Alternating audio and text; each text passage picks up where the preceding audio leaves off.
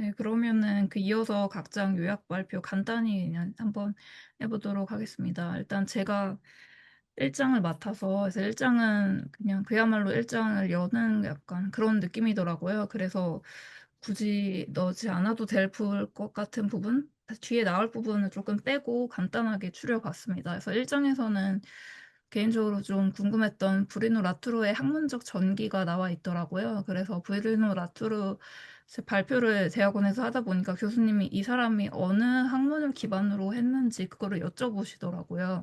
그래서 저도 좀 궁금했었는데, 원래는 브루그뉴 대학에서 철학 성서 주석학을 공부하고 투르 대학에서 신학을 공부하다가 이제 박사학위 논문으로는 주석학과 존재론, 부활의 텍스트 분석이라는 논문으로 철학 박사 학위를 받았다고 합니다. 그래서 원래 이렇게 존재론이랑 신학을 결합한 연구여서 마르크스주의랑 구조주의와는 거리가 좀 멀다고 합니다. 그리고 또 인류학에서도 기반을 두고 있는데요. 1970년대 초에 군복무 기간에 코트디부아르 오스트롬 연구소에서 활동을 하면서 이때 인류학적 민족지적 보고서를 출간한 이런 경험들이 1970년대 뒤에서 살펴본 과학기술 인류학에 직접적으로 연결이 되고 있다고 합니다.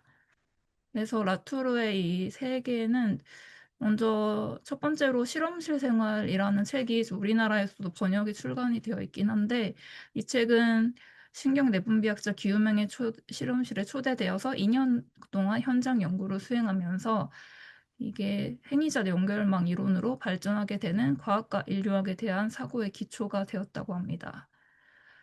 그다음에는 이제 1980년대 무렵에 물리학과 경제학을 공부한 사회학자 미셸 칼론과 긴밀히 협력을 시작하면서 행위자 연결망 이론 ANT의 정식화를 위한 토대를 마련되고, ANT는 원래 번역의 사회학으로 구상되었다고 합니다. 그 뒤에는 루이 파스테르의 미생물 연구에 대한 책도 저술했고, 이 책에서는 미생물의 현저한 역할을 부여하면서 기술, 기계, 동물, 유기체 등 비인간의 초점을 맞추는 행위자 연결망 이론의 입장을 보여주었다고 합니다. 그다음에 1990년대에는 행위자 연결망 이론의 철학적, 형이상학적 측면에 대한 연구를 계속해서 우리는 결코 근대인이었던 적이 없다, 판도라의 희망, 자연의 정치학, 이런 책들도 냈다고 합니다. 그다음에 이제 라투르의 주제적 측은 사실은 제조된다라는 뜻인데요. 과학기술의 세계에서 과학적 사실을 사회적 범주로 탈자연화하려는 실질적이고 철학적인 시도라고 합니다.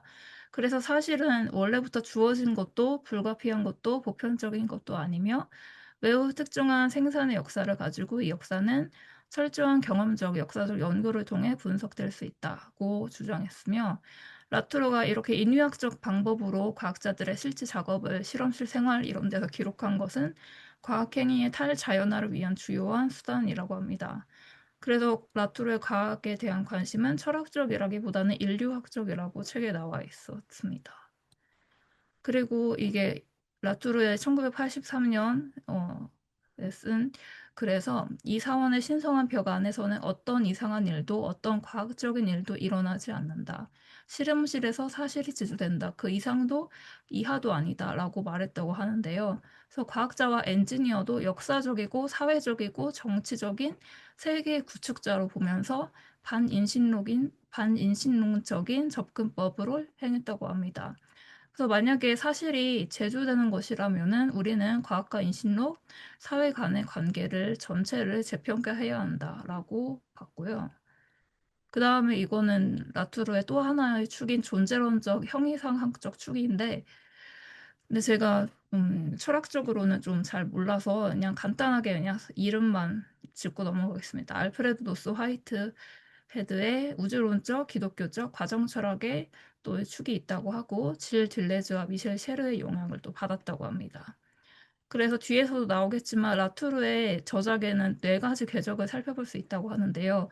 오늘 볼 과학 인류학과 근대성의 철학이 있고, 그 다음에 이어질 정치 생태학과 결합의 사회학, 이렇게 네 가지의 궤적으로 볼 수 있다고 합니다. 그래서 1장은 뒤에서도 중복되는 내용이라서 한 이 정도로 정리하겠습니다. 그 다음에 2장 혹시 요약해 주실 수 있으실까요?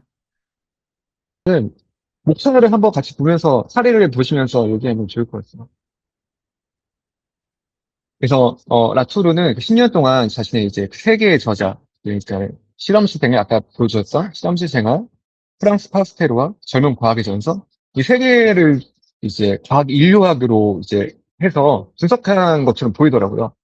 그래서 라투르의 문제의식은 과학적 사실은 무엇인가 그 부분에 있어서 그 문제의식을 파헤치는 거고 실험실 생활은 책에도 써여 있다시피 캘리포니아의 실험실에서 이루어진 과학 작업에 대한 인류학적 연구이고 프랑스의 파스텔라는 미생물학자 루이 파스텔의 역사적 분석이고 젊은 과학의 전선은 초기 연구를 요약하면서 과학기술 사실에 대한 체계적이고 이론적인 설명을 제시했다고 이게 나와 있는데 이 책을 읽어본 적이 없지만 이제 전반적으로 이렇게 되어 있어서 그 전반부에서는 그 실험실이라는 공간을 통해서 이제 실험실이라는 게 우리가 어쨌든 뭐 이성적이나 그런 걸로 이제 심리적이나 이제 그런 것들만 보는데 자신은 그런 것들을 경험적으로 인류학자의 방식으로 그 연쇄되는 그런 과정 자체를 초점으로 봐가지고 거기서 과학이란 게 어떤 무슨 수학 기호 그런 것들을 만드는 게 아니라 그 수학 기호의 뒤에 있었던 많은 그런 행위자들의 과정들을 열심히 포착해가지고 그런 것들을 어떻게 사실이 만들어지는지를 좀 보여주게 돼 있습니다. 그리고 후반부에서는 그렇게 실험실로 만들어진 그런 사실들이 실험실 내부가 아니라 실험실 외부로 과학자들뿐만 아니라 우리 같이 뭔가 그런 시민들이나 뭐 많은 그런 보통 관련 없는 사람들끼리 그런 세계가 어떻게 전파되는지를 보여주고 그리고 마지막에는 그런 권력이나 이론 같은 것들을 이제 행위자 연결망으로 이제 어떻게 이제 라투가 정립을 했는지 이런 식으로 이 장이 구성되어 있습니다. 그래서 여기서 이제 처음에 좀 재밌었던 포인트들은 그 인식론자들은 이제 과학적 사실이라는 것이 이제 객관적 세계가 이미 있고 거기에 대해서 그런 대응이나 이런 묘사를 통해서 그런 것들을 포착하면 된다고 생각을 하는데 라투르는 그런 인식론자에게 반대합니다. 라투르가 보는 거는 이미 뭔가가 진리가 있어가지고 그것을 사람이 뭔가 되게 어떤 이성이나 그런 거 찾는 게 아니라 무질서한 상태가 이미 카오스적인 상태가 있는데 그런 것들이 있고 근데 행위자들이 다양한 자원이나 물질을 동원해가지고 그 무질서에서 질서와 패턴을 확립하고 그걸 등록하는 거예요. 반복적인 과정을 통해서 그 국지적으로 구성된 이제 질서들을 계속해서 행위자랑 도구랑 적극적인 참여를 통해서 다른 맥락에 분포하고 안정되는 거 그 자체가 이제 과학이다.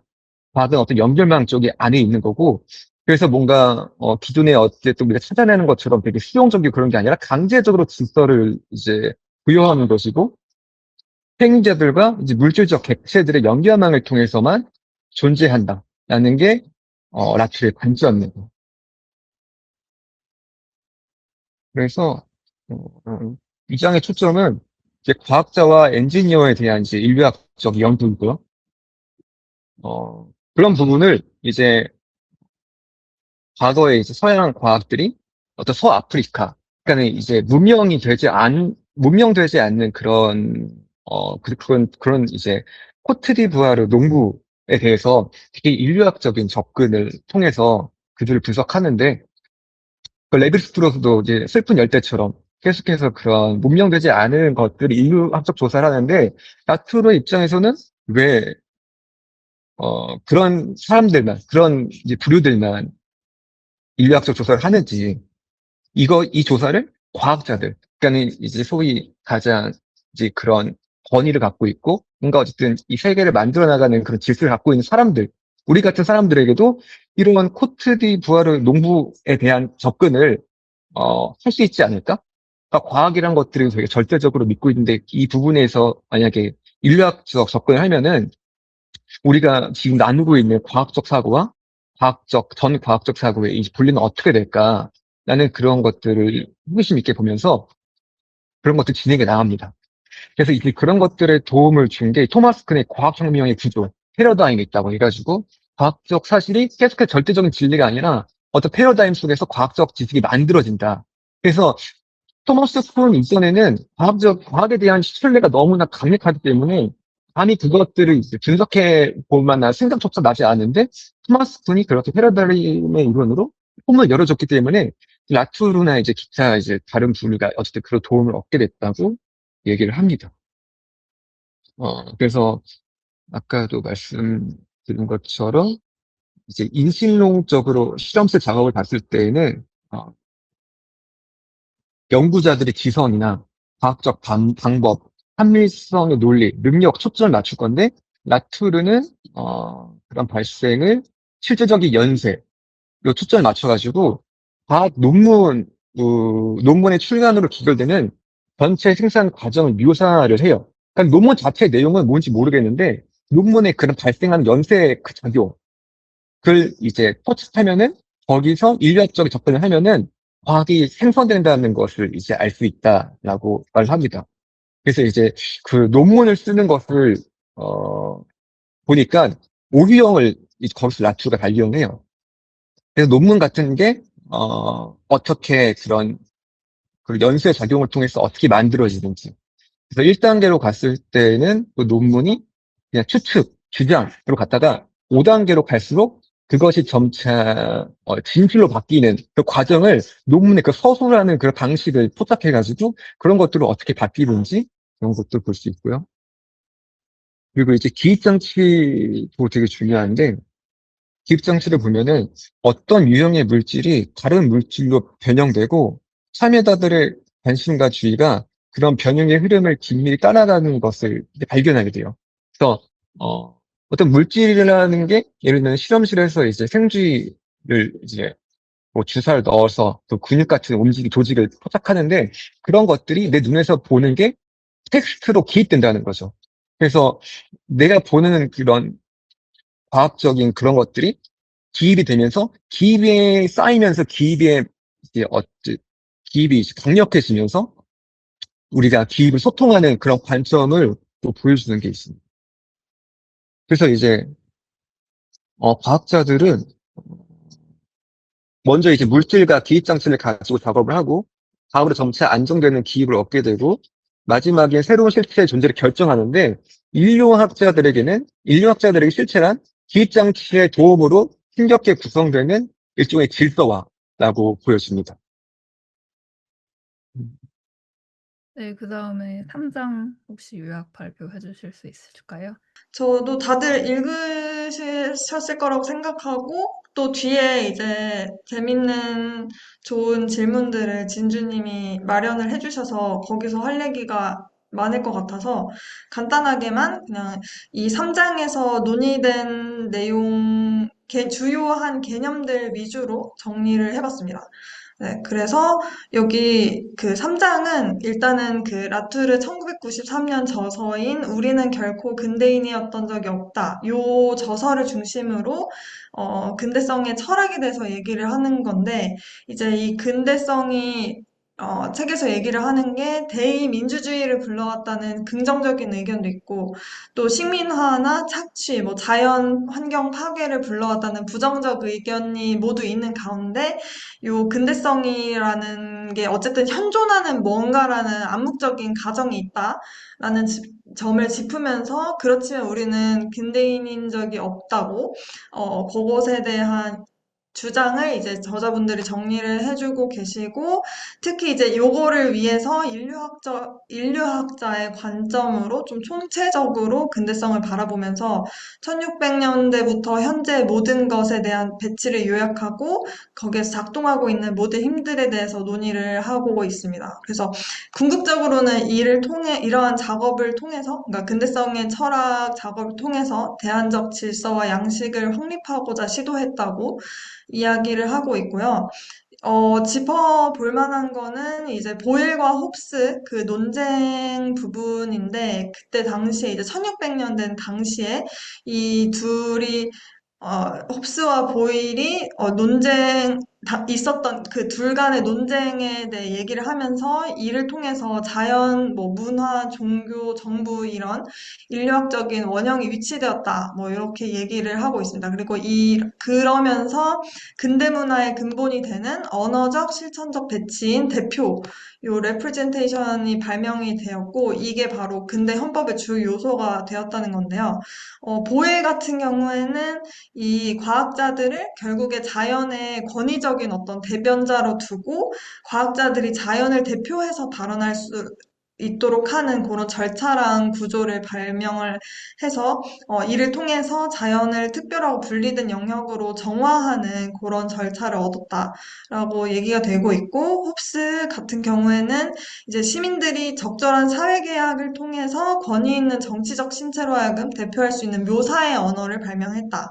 그렇기 때문에 이를 통해 어떻게 개별적인 이해관계들이 모여서 하나의 사회를 형성하는지에 대한 개념을 얻었다라고 얘기를 하고 있습니다. 그래서 요 객관적인 자연의 사실과 사회적 구성물 둘 중 하나로 귀속이 되면서 정화 앞에 2장에서 요 개념이 설명이 되었던 것 같은데 그 정화가 된다.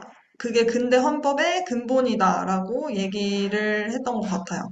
그리고 이제 근대인 같은 경우에는 어, 한편으로는 근대인들의 자기 이해를 그대로 채택하면 안 된다, 이런 식으로 약간 근대인의 시각을 일탈하는 방식으로 지금의 세계를 형성하는 그러니까 그 근대인들의 세계를 형성하는 사건, 실천, 이론, 이런 것들을 검토를 해야 된다고 얘기를 하면서, 근데 그 방법이 이제 인류화인 걸로 제가 이해를 했고, 그러면서 그러니까 근대인들은 과학적인 뭐 경제적인, 정치적인, 문화적 요런 것들 자체에 순수한 범주가 있다고 믿으면서 이거를 구분해야 한다라고 여기고 거기서부터 진공을 생산한다라고 얘기를 하고 있습니다. 그래서 이를 통해서 도약이라던가 혁명이라던가 단절 요런 게 일어나는 건데 이게 무슨 얘기냐면은 예를 들어서 시간 개념을 봤을 때 이게 시간이 지나가는 어떤 거라는 관념에 기초를 하고 근대인들이 시간이 나아감에 따라서 역사는 그 이전 단계에 잔류를 한다고. 그러니까 각각 약간 단절이 되는, 그러니까 지금의 그 시간과 이전의 시간이 약간 어떻게 보면 단절이 된다고 볼 수도 있는 건데 이제 여기에 대해서 그러니까 세르의 이론에 기반한 라투르는 실제로는 그렇지 않고 모든 사건들의 상이한 시기나 시간이 뒤섞이면서 과거와 미래는 여전히 존재한다. 그러니까 이게 무슨 말이냐면은 예를 들어서 나오는 게 차량인데 이 신석기 시대의 바퀴와 뭐 몇 세기 그리고 몇 년 전에 가깝게는 몇 년 전에 만들어진 부품들이 모두 결합되어서 만들어진 것이고 이 그 현대에 만들어진 차가 동시대적으로 보이는 거는 조립, 판매 방식에 따른 결과일 뿐이다. 라고 얘기를 하고 있습니다.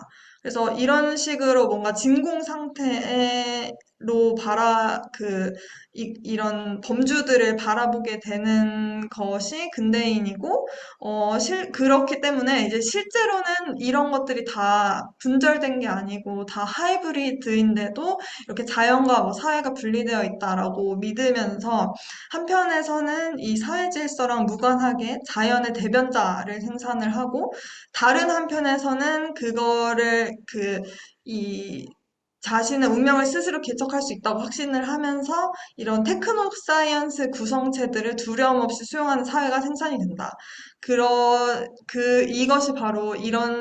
이것이 바로 근대성의 원천이다라고 얘기를 하고 있습니다. 그래서 라투르는 이에 우리는 근대인이었던 적이 없다라고 하면서 근대인들이 실제로 하던 일, 그러니까 본인들은 하는 줄 몰랐지만 실제로 하던 일은 하이브리드를 만들고 협상하고 연결하는 일, 책에도 이런저런 예시들이 뭐 뉴스의 예시라던가 이런 예시들이 나오는데 그런 것들을 공식적으로 어, 그리고 집합적으로 민주적으로 하자고 선언을 하는 것이고요.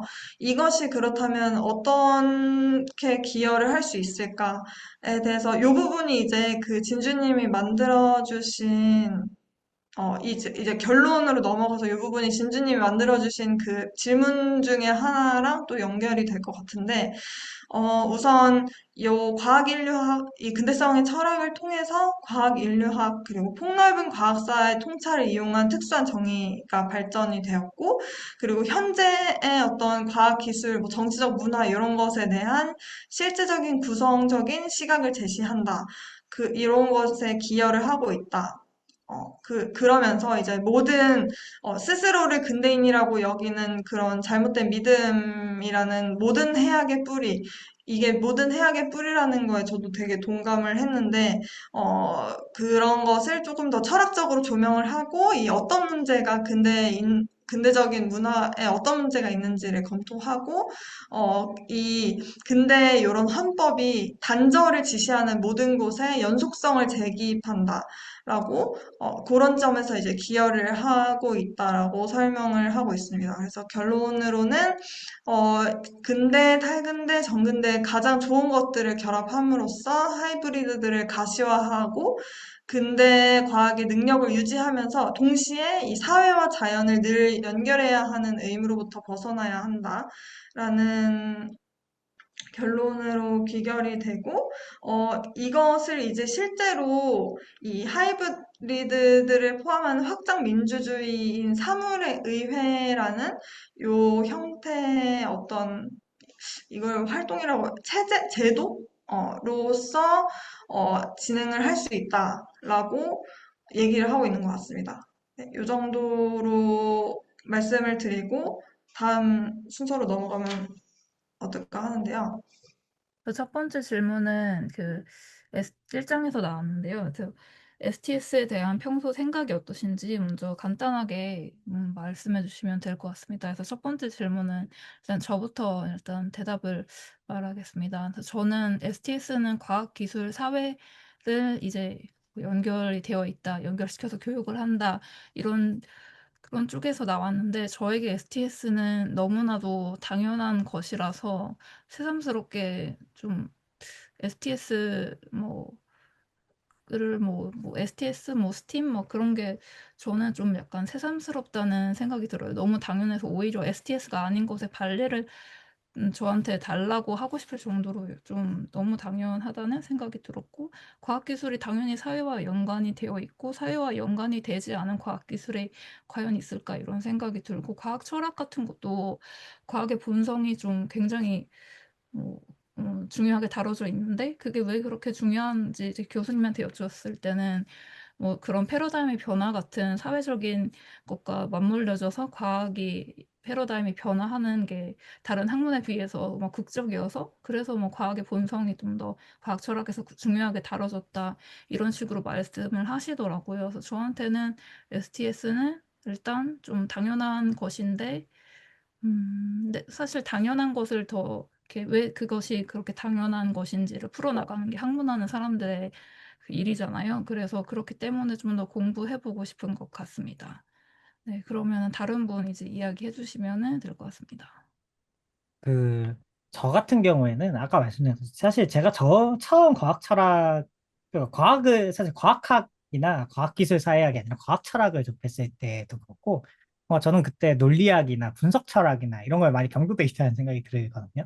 그래서 처음 제가 과학기술 사회학을 접했을 때는 약간 그 과학 전쟁적인 약간 영리에서 라투르를 바라보는 그런 시선으로 봤던 기억이 나요. 그래서 뭔가 좀 더 진보적이고, 물론 저도 진보적인 사람이었지만, 네,만, 이게 약간 좀, 그때는 그래서 뭔가, 아, 그 과학이 만들어지는 과정에 대한 좀 더 진보적인 시선이라고 생각을 했었던 기억이 나는데, 근데 좀 저도 대학교도 가고, 저 라투르나 네, 신유물론이나 아니면 그 외에 또 홍성욱 교수님이나 다양한 과학학 하시는 그런 분들의 저서나 이런 것들을 보면서 이게 뭔가 그렇게 뭐라고 해야 될까요? 그 나트루에 대한 편견으로 얘기했던 그런 탈근대적이고 반실제론적인 그런 건 아니구나라는 생각을 좀 했었던 기억도 나고. 그래서 오히려 좀 제가 전자바이오 물리학과를 나왔는데 거기서 겪었던 것들에 대한 더 충실한 설명을 제공해 준다고 좀 느꼈던 것 같아요. 뭐 예를 들어 보면은 그 우리 왜 라투르도 묘사하는 그 실험실 생활스러운 것들을 실제로 좀 보고 있으면은 예를 들어서 물리학 실험을 하면은 항상 교과서대로 결론이 안 나오는데 다들 그거에 대해서 그냥 오차가 있다 하고 대충 넘어가는데 내가 생각엔 그렇지 않은 것 같은데 해서 참고를 해가지고 찾았던 적도 있고, 아니면은 식물 뭔가 그런 이끼 같은 거를 길러가지고 쓰는데 그 이끼가 죽어버렸다든지 온도나, 그래서 그런 과정들에 대해서 전혀 다루지 않고 실제 과학사를 기반으로 한다고 하지만 그런 것들은 대부분 물리학이나 코페르니쿠스나 뭐 그런 걸 가지고 뭐 쿤이나 다 얘기를 하잖아요. 그래서 그게 이 현대의 이 거대한 자본이 투하되는 과학을 설명할 수 있나? 더 이상 그 패러데이나 이런 취미로 과학을 하다거나 아니면 왕립학회에서 혼자서 열심히 낑낑거리면서 연구하던 시절이 아닌데 너무 이 과학사라고 하는 것으로 현대 이 거대한 과학을 설명하는 거는 좀 무리가 있는 것 같다. 뭐 그런 생각을 했었는데 그런 거에서 사실 STS가 좀 더 잘 설명을 해준다고 그래서 느꼈었고 그게 지금 개발자로 살면서 좀 그런 것 같아요. 네. 항상 이 내가 만든 시스템인데 내가 통제한다고 생각하지 못하는 것들이 너무 많이 있거든요. 네. 그런 면에서 네, 그런 변화가 있었다 정도 요약할 수 있을 것 같습니다. 제가 따로 지금 팔로우하고 있는 게 윤호개인 인스타 친구들이거든요. 근데 실제로 윤호개인 집회도 나가서 자입해서 들어간 적도 있고, 그래서 그쪽 친구들을 공부를 해보면서 느낀 건 두 가지인데, 첫 번째는 현대 과학에 대한 부정적인 생각이 어마무시합니다. 대표적으로 기후위기 안 믿고 백신 부정하는 말을 많이 해요. 근데 이제 그 문제를 풀어가려면 두 가지 공부를 해야 되는데, 첫 번째는 커뮤니케이션 연구입니다. 그러니까 왜 이렇게 진리가 진리로 여겨지지 않고 그들에게는 비진리로 통용되면서 계속 왜곡되는 현상이 발생하는지 이 줄기를 찾는 게 커뮤니케이션 연구의 한 축이 있을 거라고 생각을 하고, 두 번째는 그렇다면 그들이 항상 말을 하는 게 이 과학에 대한 입장을 권력 담론으로 접근을 한단 말이에요. 근데 그게 일견 맞을 수도 있는데 그거를 다 이데올로기화, 상대주의화 하는 게 문제인 거죠. 그러면 그거에 대한 상대주의화에 대한 반박의 차원에서는 그럼 어떤 말을 할 수 있을까라고 했을 때 이제 STS가 하나의 대안이 될 수도 있지 않나라는 의문 혹은 궁금함에서 저는 공부를 하고 있고 이상입니다. 저는 평소에 과학기술학을 잘 몰랐어요. 라트로가 과학기술학을 한다는 것은 이제 계속 이 책을 보니까 알겠지만 그때도 불구하고 과학기술학을 처음 하지 않았어요. 처음에는 라투르가 이제 과학을 되게 비판적으로 받아들였다고 해서 과학이 되게 진리가 아니라고 하니까 이 기술이 테크놀로지인지 모르고 정말 기술하다. 그래서 과학 자체를 기술만 줄 알았어. 과학 기술학인가? 근데 이렇게 기회로 알게 돼서 과학 기술학이 사회랑 얽혀서 만들어지는 거다. 그래서 근데 그거 너무 당연한 소리 아닌가 싶었는데 제가 읽은 이 장이 테크노 사이언스를 보시면은 과기술학이 이렇게 세계를 퍼질 수 있었던 이유는 동맹을 맺어서다. 동맹을 인간만, 마키아벨리처럼 인간만 보는 게 아니라 인간 이상, 비인간적인 것들과 동맹을 맺었기 때문에 과학기술에 대한 연결망이 엄청 거대해졌고 그런 것들을 통해서 과학기술학이 전 세계를 뻗어나갈 수 있었다라는 그런 부분을 뒤늦게 이 책을 통해서 알게 되어가지고 아, 이런 거구나 싶었어요. 저 같은 경우에는 일단은 저는 문과 전공생이지만 환경 관련한 일을, 근데 그것도 살짝 정책 쪽이어가지고 뭐 엄청 그 과학이랑 이렇게 관련된 건 아닌 것 같아요. 그래도 어쨌든 이런 일을 하고 있고 또 SF 같은 것도 좋아해서 좋아하기도 하고 약간 그 STS라는 게 결국에는 과학을 뭔가 과학 밖의 학문의 언어, 뭐 이렇게 철학이라던가 사회학이라던가 뭐 여성학, 인문학 약간 이런 걸로 조금 더 풍부하게 이해하려는 연구인 것 같아서 뭔가 기존에 얘기되던 그런 과학의 담론보다 오히려 더 제가 훨씬 뭔가 제 것이라고 그러니까 더 가깝게 약간 느끼게 되었던 것 같고 특히 이 책을 읽으면서 그랬고 그리고 얼마 전에 또 페미니즘 과학기술학 관련한 책을 우리나라에서 이 연구자분이 쓰신 게 있어서 그런 거를 조금 읽어봤었는데 되게, 어, 좀 좋았던 것 같습니다. 그 페미니즘의 시각에서. 네, 아무튼 그런데 이제 저는 궁금한 거는 어쨌든 저는 그 과학 쪽에 있지 않기 때문에, 어, 이것에 대해서 이렇게 엄청 당연하다고 사실은 생각이 되는데, 특히 사회과학 전공생으로서 여기 이 STS의 접근이 너무나 당연하다고 생각이 되는데, 뭔가 이 과학, 정말 왜 흔히 말하는 순수 과학을 한다고 얘기하시는, 그 순수 과학이라고 얘기되는 뭔가 물리학이라던가 이런 걸 하시는 분들은 의외로 최근까지도, 이거는 전혀 사회랑 관계없고 약간 정말 순수한 어떤 과학이다. 라는 거라고 아직도 얘기가 되고 있더라고요. 그래서 그러니까 그런 식으로 얘기를 하는 걸 제가 봤었어요. 우리나라의 어떤 물리학자 선생님도 뭐 그런 식으로 이렇게 어디 나와가지고 얘기하는 거 보고, 그렇다면 이 STS라는 게 진짜 그 과학 뭔가 주류 학계에서 아직 그렇게 엄청 주류로 받아들여지지 않는 건가? 약간 이런 궁금증이 그냥 조금 있었습니다. 그냥 그 존재 자체를 모르는 경우가 훨씬 많은 것 같아요. 그렇군요. 네, 그러면 두 번째 질문인 34쪽에 나오는 실험실에서 사실이 제조된다는 말에 대한 생각을 혹시 나눠보도록 하겠습니다. 혹시 먼저 이야기해 주실 분 계실까요? 이번에도 제가 가장 네. 먼저 매를 맞자면, 네, 사실 저는 저 말을 그 아까 말씀드린 그 처음에 그 시기에는 약간 그 사회구성주의나 이런 것들처럼 뭔가 좀 안 좋은 함의를, 약간 상대주의적 함의를 가지고 생각을 했었던 것 같은데, 그냥 그런 생각이 좀 금방 무너졌던 것 같아요. 그냥 그 대학교 가서 과학 철학 교양 수업이 있었는데, 그거 들으면서 라트를 했다가 그런 생각이 들었었는데, 그냥 아까 말씀드렸던 것처럼, 사실 제가 고등학생 때는 그 과학의 현장을 직접 경험해 본 게 아니니까 그런 게 있었는데, 대학교 가서 뭐 실험실도 가고, 이런저런 과정들 속에서 좀 그냥 많이 느꼈던 것이 아까 말씀드린 이 제조라고 하는 거는 좀 엄청 자본주의적인 말이라고 생각하거든요. 옛날에도 물건 뚝딱뚝딱 만드는 거 있었지만 그때 약간 패러데이나 그 옛날 과학자들을 보면은 그때 과학이라고 하는 것도 취미 같은 영역이라고 저는 생각이 드는데 특히 현대로 올수록 과학이라고 하는 것이 그 실험실 생활에서 묘사한 것도 엄청 현대과학의 전형적인 예라고 생각을 해요.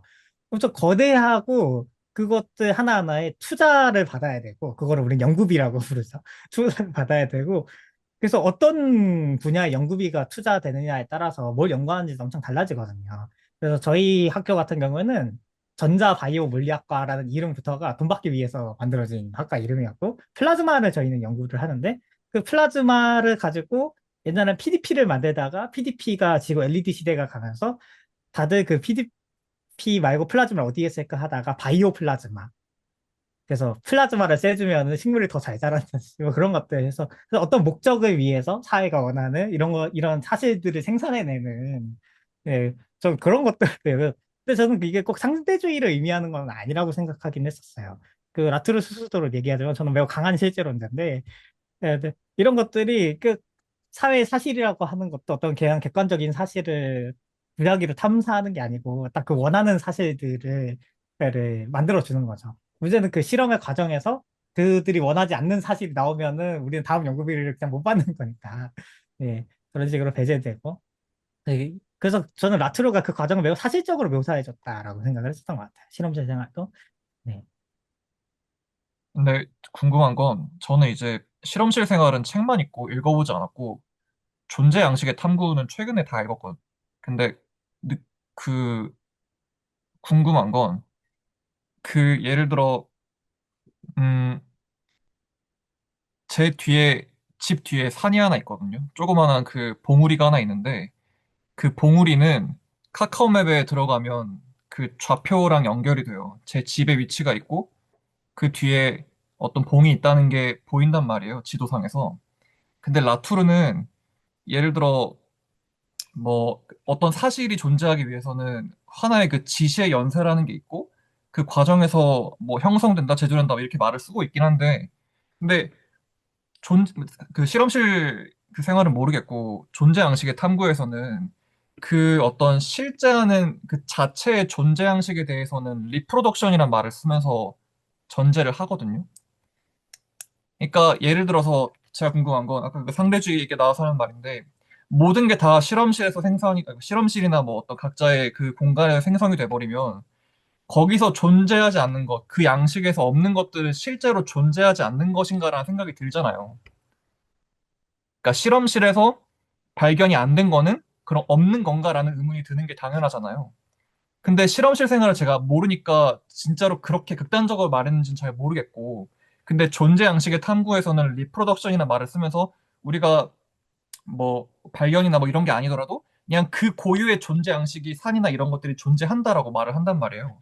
근데 이게 그래서 결론적으로 말하면 이 실험실 생활에서의 이 실제 와 존재 양식의 탐구, 라투르 후기의 그 실제는 약간 다른 건가라는 생각이 전 이 장 보면서 들었단 말이에요. 그래서 존재 양식의 탐구에서는 이 ANT를 스스로 비판하면서 시작을 하는데 아마 그래서 이 사실이 제조되는 것이 약간 오해할 수도 있지 않나. 라투르의 전체적인 맥락에서 보면 이런 생각이 드는 들었습니다. 네, 생각을 물어보시길래. 근데 그거 같은 경우에는 사실 저는 뭔가 존재양식의 탐구를 저도 최근에 봤었는데 좀 그냥 다양한 영역들에서 그런 다양한 존재 양식들이 실제할 수 있는 그런 것들을 하면서 ANT의 좀 한계에 대해서 저는 얘기했다고 생각을 하고 아까 얘기해 주신 그런 아니, 산이나 뭐 이런 것들 같은 경우에도 전통적인 철학에서 왜 그런 얘기가 많이 있잖아요. 그래서 숲에서 나무가 쓰러졌는데 그러면 그것은 아무도 그 소리를 듣지 못했어. 그럼 나무는 쓰러진 것인가? 라든가 아니면 이제 퍼스는 그런 얘기를 들었죠. 매우 푹신푹신한 난 그런 베개 같은 거에 다이아몬드가 올라져 있으면은 그 다이아몬드는 딱딱하냐? 라고 하는 그런 질문을 했었는데 그냥 다이아몬드가 딱딱하다는 거 어디 긁어봐야지 아는 거죠.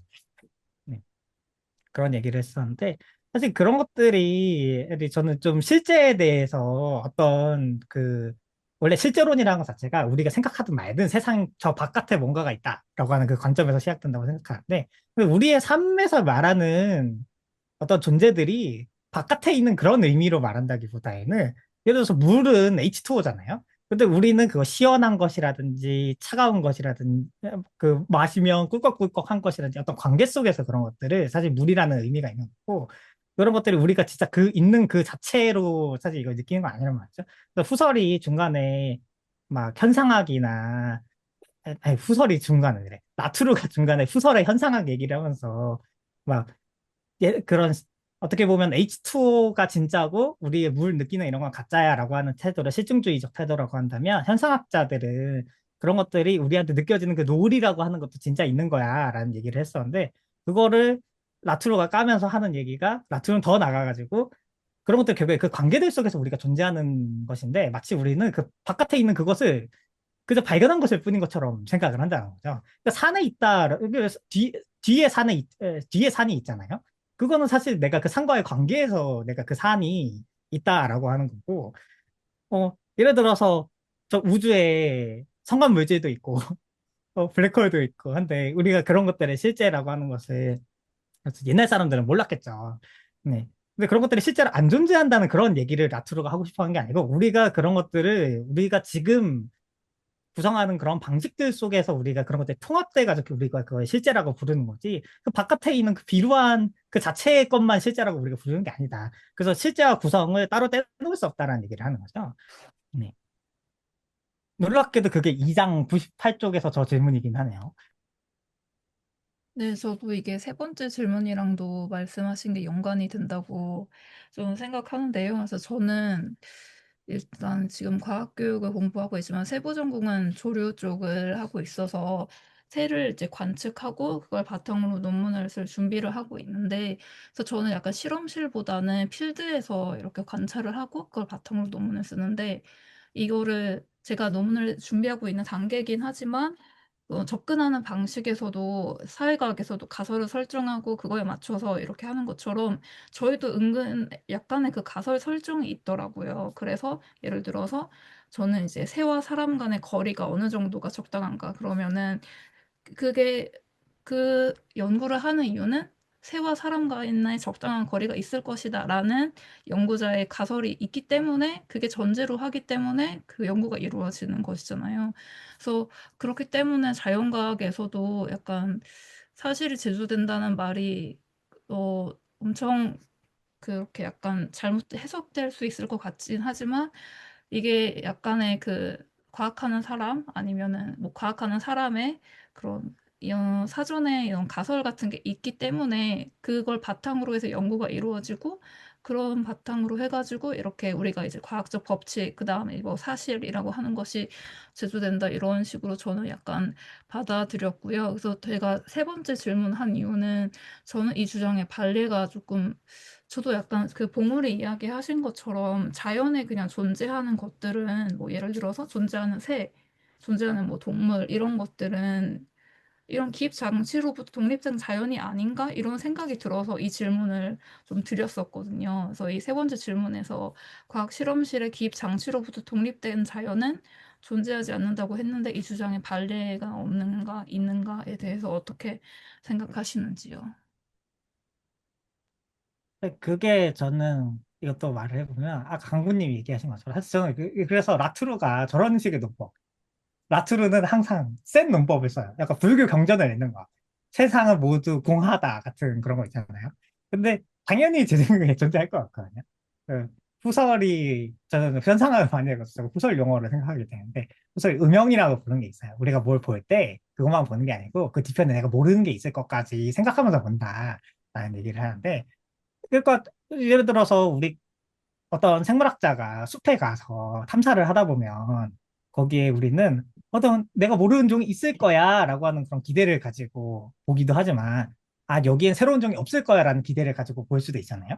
그렇게 보다 보면 갑자기 내가 무슨 생각을 한 것도 아니고 내가 물론 내가 거기 걸어가긴 했죠. 걸어가긴 했는데 갑자기 퍽 하고 나타나는 약간 실제라고 하는 것을 많은 철학자들이 정리할 때 그래서 얘기하는 방식이 아니라 저항이라는 말을 하죠. 라캉도 그런 얘기하고 퍼스도 그런 얘기하고 후서에도 그런 얘기하는데 뭔가 내가 그러려고 했던 게 아닌데 그런 것들이 그냥 저항해서 나한테 확 온단 말이에요. 다만 그것을 후설이 얘기했던 거랑 다른 방식으로 라투르가 얘기하는 거는 저기 바깥에 객관적 한 자해, 그러니까 실험실 기입 장치를 엄청 신격화하게 되면 이게 엄청 인간 중심적인 철학으로 보이잖아요. 저게 인간이 발견하지 않은 건 없다 같은.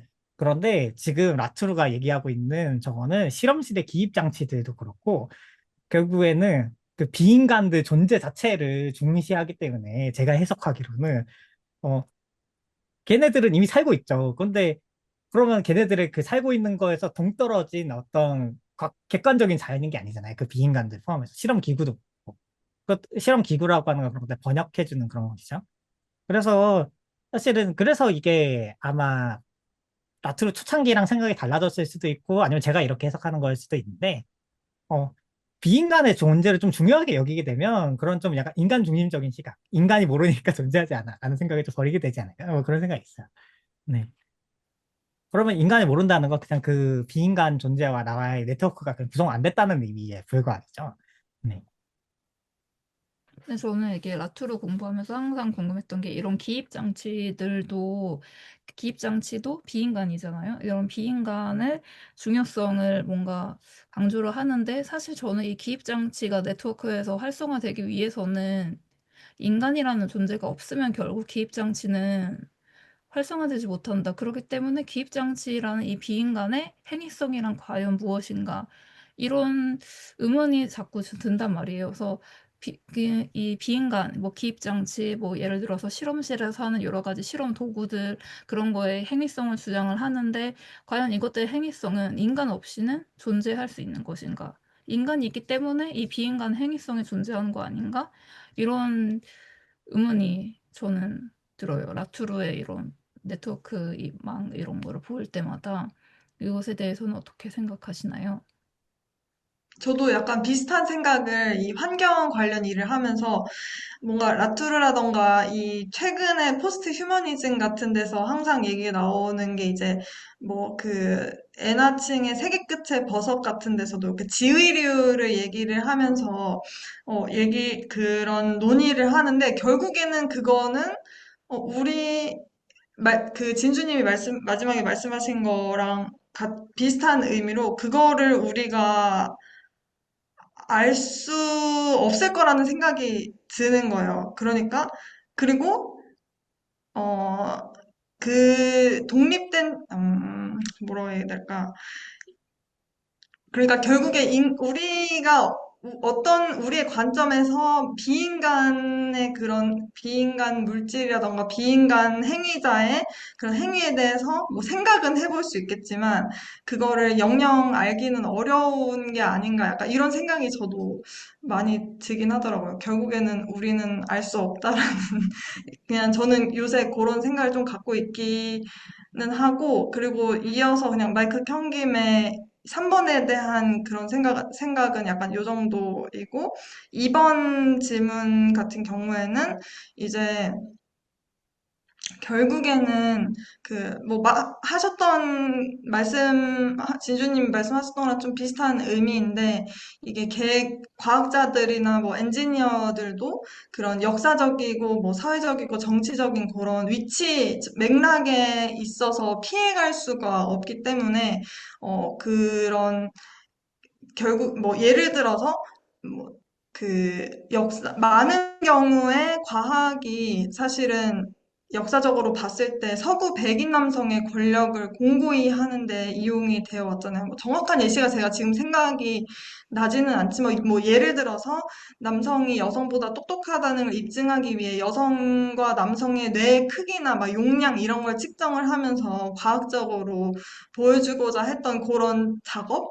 그리고 많은 의료 관련한 발전들이 약간 그런 식으로 서구 백인 남성의 뭔가 권력을 공고히 하는데 이용이 되면서 발전이 되어 온 것이기 때문에 그게 언제나 사회적으로 위치해 있을 수밖에 없다는 생각이 들기는 합니다. 그래서 이 결국에는 연구자가 어떤 위치에 처해 있느냐에 따라서 그냥 무엇을 문제로 보는지 그리고 뭐 어떤 사실을 자명하게 여기는지 그리고 어떤 방법론이 또는 뭐 더 엄밀하다고 판단하는지가 다 그 연구자의 위치에 포함이 된 것이기 때문에 자유롭지 못하다 뭐 이런 생각을 좀 했던 것 같습니다. 퇴근하고 하려니까 약간 머리가 어지럽네요. 전 두 분이 얘기해 주신 게 그래서 제가 나투를 이해할 때 좀 흥미로운 부분이라고 생각하는데, 그래서 실험실 생활에서 보면 엄청 인간을 중시하는 것 같아서 아까 전에 그런 얘기를 하게 됐잖아요. 인간이 모르면 안 존재하는 거니까. 근데 또 반대로 한쪽에서는 비인간을 엄청 중요하게 여기는 거죠. 근데 저는 이게 어떤 식으로 해석을 해야 된다고 저는 생각을 하네요. 이게 라투르의 해석이 아니라 저의 해석, 그냥 제 생각일 수도 있어요. 저는 그러니까 불교 같은 거를 엄청 좋아하는데, 옛날부터 철학자들이 항상 고민하던 문제 중에 하나가 뭐냐면, 다른 모든 것에 의존하지 않고 자기 스스로 존재하는 뭔가가 있느냐라고 하는 그런 질문이었죠. 근데 불교도 그렇고 아니면은 옛날에 스피노자라든지 뭐 그런 것들을 보면은 결국엔 모든 것들이 연결되어 있거나 아니면 그것이 하나이거나 그런 얘기를 할 때 결국 얘기되는 건 뭐냐면, 어떤 비인간의 행위성이라고 하는 것도 그것이 인간이랑 연결 없이 그냥 자기 혼자서 행위성을 뿜뿜 하고 있는 건 아니라는 거예요. 결국에는 그 비인간의 행위성도 인간이 있기 때문에 당연히 되는 거고, 인간의 행위성도 비인간이 있기 때문에 되는 거예요. 결국에 그 연결해서 그런 것들이 생겨나는 거고, 그거를 그래서 라투르가 어떤 비인간이 인간 없어도 돼 같은 식의 얘기를 한 것도 저는 아니라고 생각을 해요. 그러니까 사물에 의해도 결국 인간 대변자들이 필요하잖아요. 번역자들이 필요한 거죠. 그래서 인간이라고 하는 존재를 그래서 좀, 그래서 약간 라투를 보다 보면 이 환경운동가들도 그렇지만 인간 죽어야 돼, 탈인본주의 같은 그런 함이라고 오해할 수도 있는데, 라투르가 그런 거를 얘기하는 것은 저는 아니라고 생각하고, 그렇다고 해서 옛날 인본주의자들처럼 자연 아예 배제하고 인간만 소중히 하고 얘기하는 것도 아닙니다. 그래서 그런 것들이 그 연결 속에서 그래서 자꾸 그 네트워크라는 말이 그래서 중요해지는 것 같아요. 그러니까 사실 저 2장의 첫 번째 질문 같은 경우에는 불교식으로 얘기하면 세상에 연결되지 않은 것은 하나도 없다 정도의 얘기거든요. 네, 모든 건 연결돼 있다.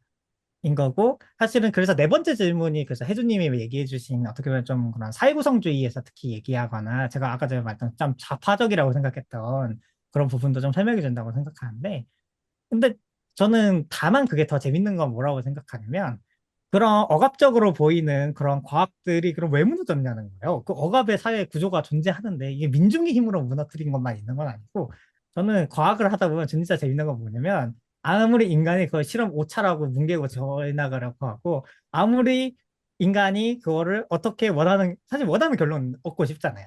연구비 준 사람들이 원하는 결론 내고 싶은데, 과학자들이 실제로 해보면은 연구비 준 사람들이 원하는 결론을 내기가 너무 쉽지 않아요. 엄청 저항을 하거든요, 실험 기구들을.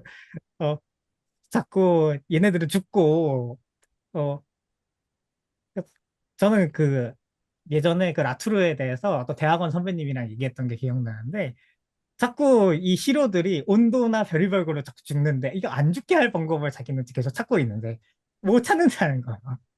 어, 인간이 그냥 뭔가 내가 비합리적이고 내가 뭔가 아니면은 가설 연역법을 잘 따르지 않아서 관중주의를 따르지 않아서가 문제가 아니고, 어떻게 하면 이 시료가 대조군 실험을 해야 되는데 둘 다 죽어버리면은 이 플라즈마를 센 쪽이 더 잘 자라는지를 실험을 할 수가 없잖아요. 둘 다 살아야지 플라즈마를 센 쪽이 더 잘 자라니까 아 이거 농사에 도움이 됩니다. 플라즈마를 이 파장대로 쐬는 게라는 얘기를 했을 텐데 둘 다 죽어버리니까 뭐 그런 것들. 들이 어떤 그래서 함의도 있냐면 뭔가 그냥 저도 환경 쪽도 그렇지만 얘도 기후 위기만 하더라도 자본이 저는 원하는 결론이 아니잖아요. 근데 거부할 수가 없단 말이죠. 이 기입 장치들에서 그런 것들이 계속 나와. 그런 결과가 부인할 수 없게 나오니까 이 과학자들이 뭔가 좌파적인 사상을 가져가지고 기후 위기를 만들어낸 것이 아니고 그 기입 장치들과 비인간들을 자꾸 그 자본이 원하지 않는 결과들을 우리한테 생산해 주는 거에 행위성이 있다는 거죠. 네. 좀 그런 것들에서 좀 해방적인 면이 있다고 생각을 했었어요. 네. 약간 라투르의 지금 논의에 약간 닿아 있지만 반대되는 얘기를 하자면 우리가 글을 쓸 때 주간에 쓰지 않잖아요. 보통 종이를 이용하거나 아니면 컴퓨터 타자를 이용해서 쓸 거란 말이죠.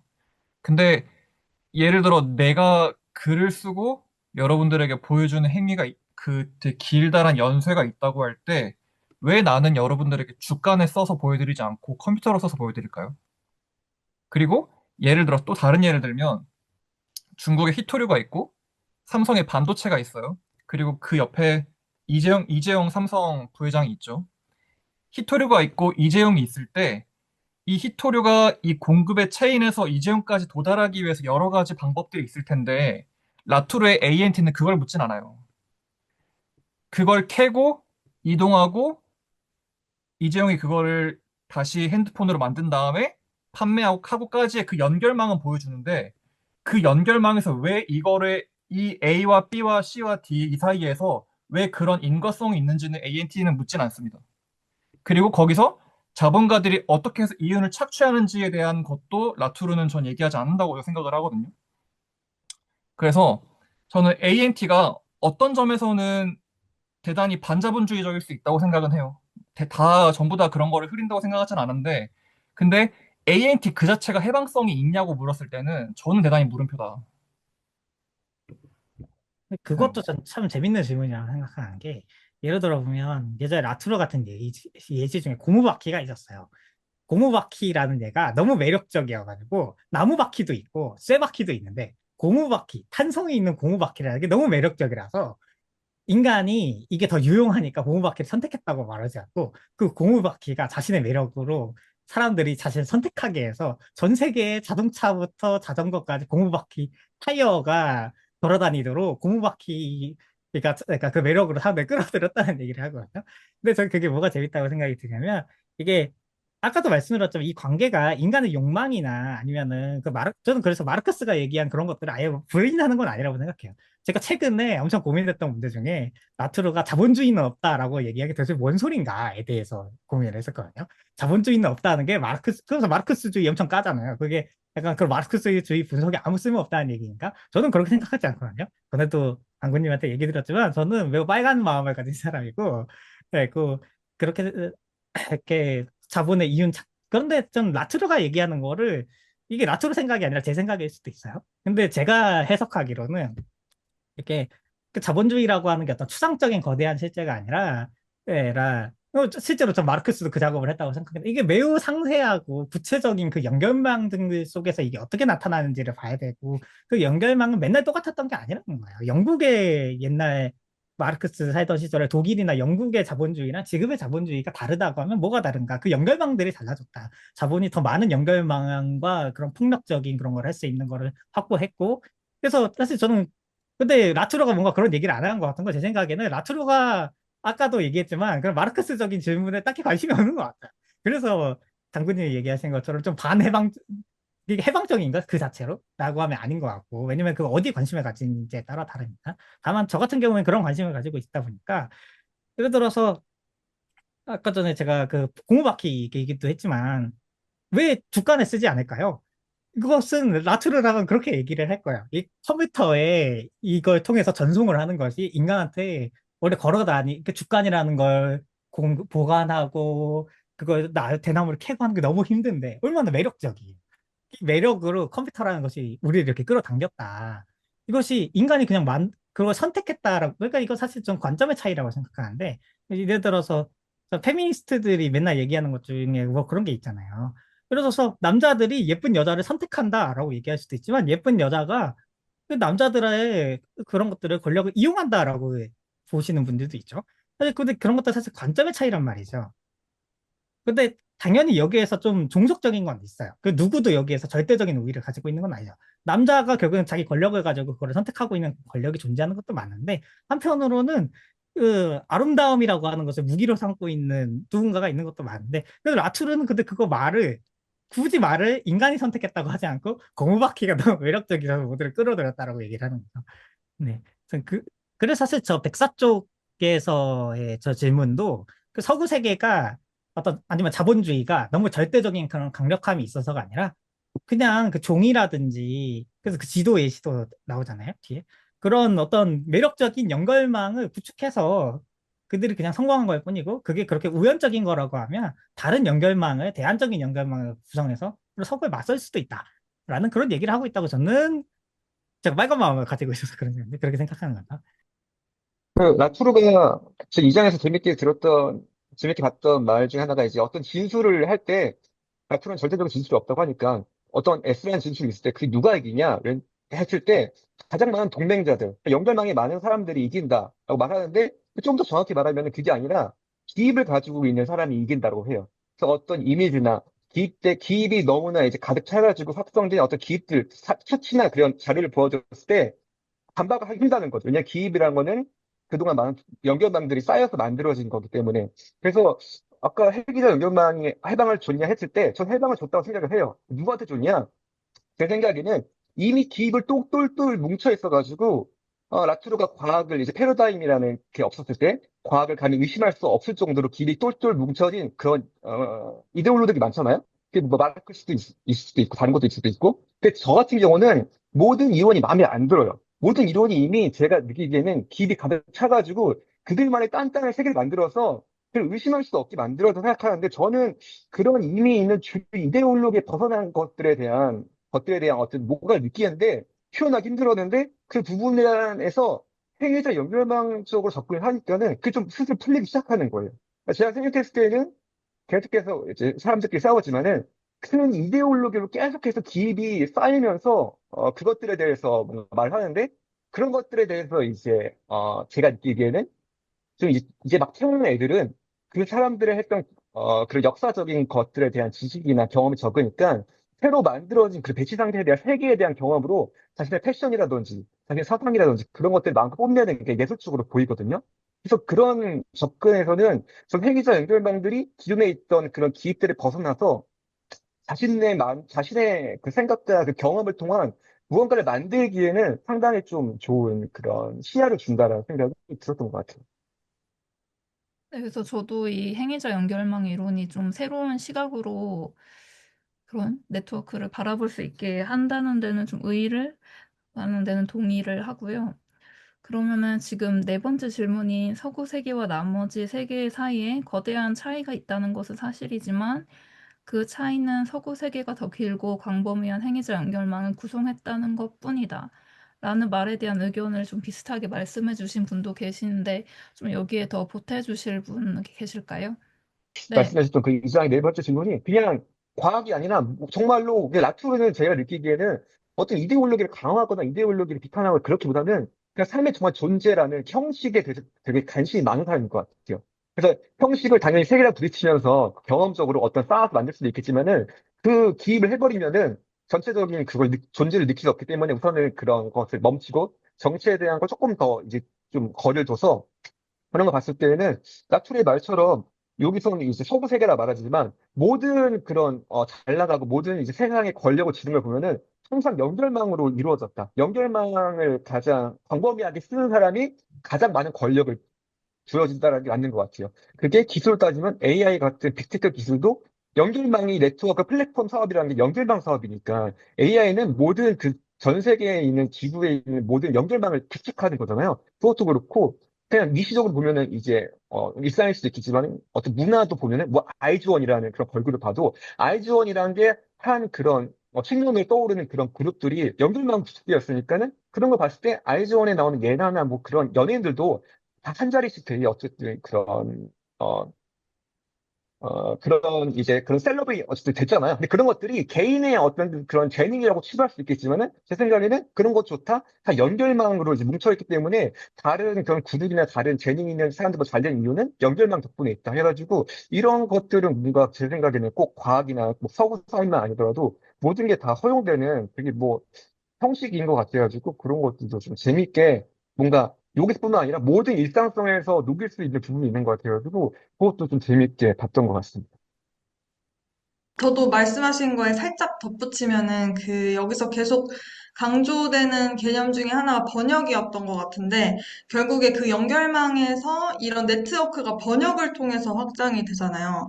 근데 어쨌든 근데 그 번역도 항상 뭔가 권력의 비대칭 속에서 일어나고 어떤 거를 누가 어떻게 번역할지에 그 권력 비대칭이 개입을 할 수밖에 없고 뭔가 그런 번역하면서 행위자도 이해관계를 뭔가 자신의 언어로 번역하고 대변하면서 그런 과정 속에서 이 네트워크가 약간 확장해 나가고 연결망이 생기는 거라고 약간 이해를 했던 것 같습니다. 규환님 말씀하신 거에 살짝 덧붙여 봤습니다. 근데 그 작업이 마르크스주의에서 오면은 지배 이데올로기의 공고화라고 읽힐 거예요.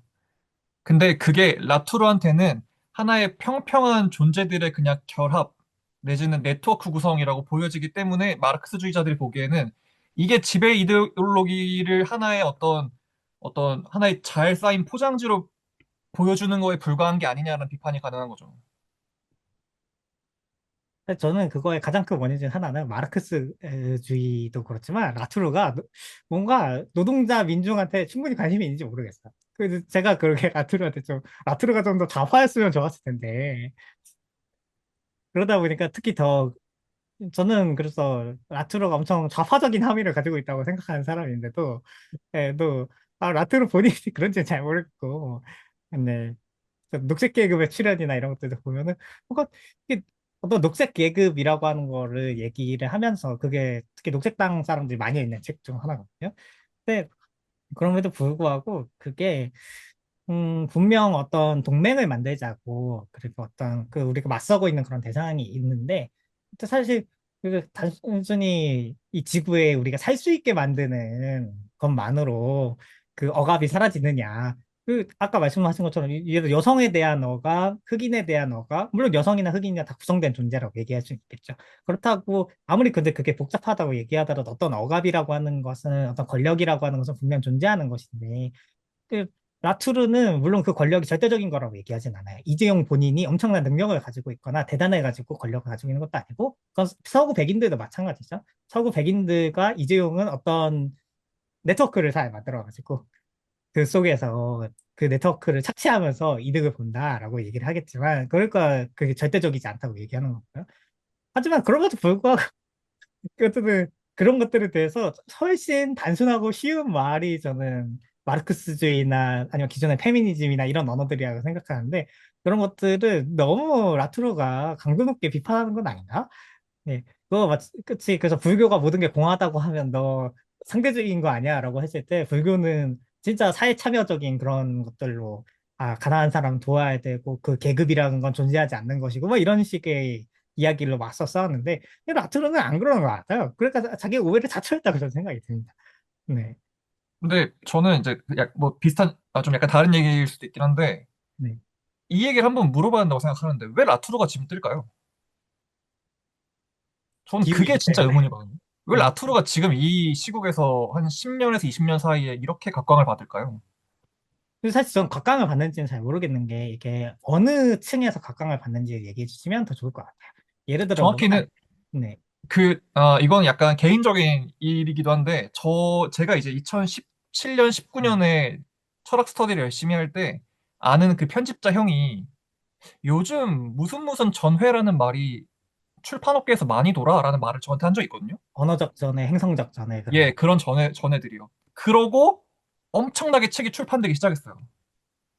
이제는 신유물론이란 타이틀이나 그런 내용들이 들어간 인문사회과학 서적, 과학 서적도 포함해서 분명히 10년 전과는 다르게 한국 사회에서 되게 대중적으로 대중에게 소비되고 있는 데까지 되게 오고 있다고 생각을 하거든요. 네.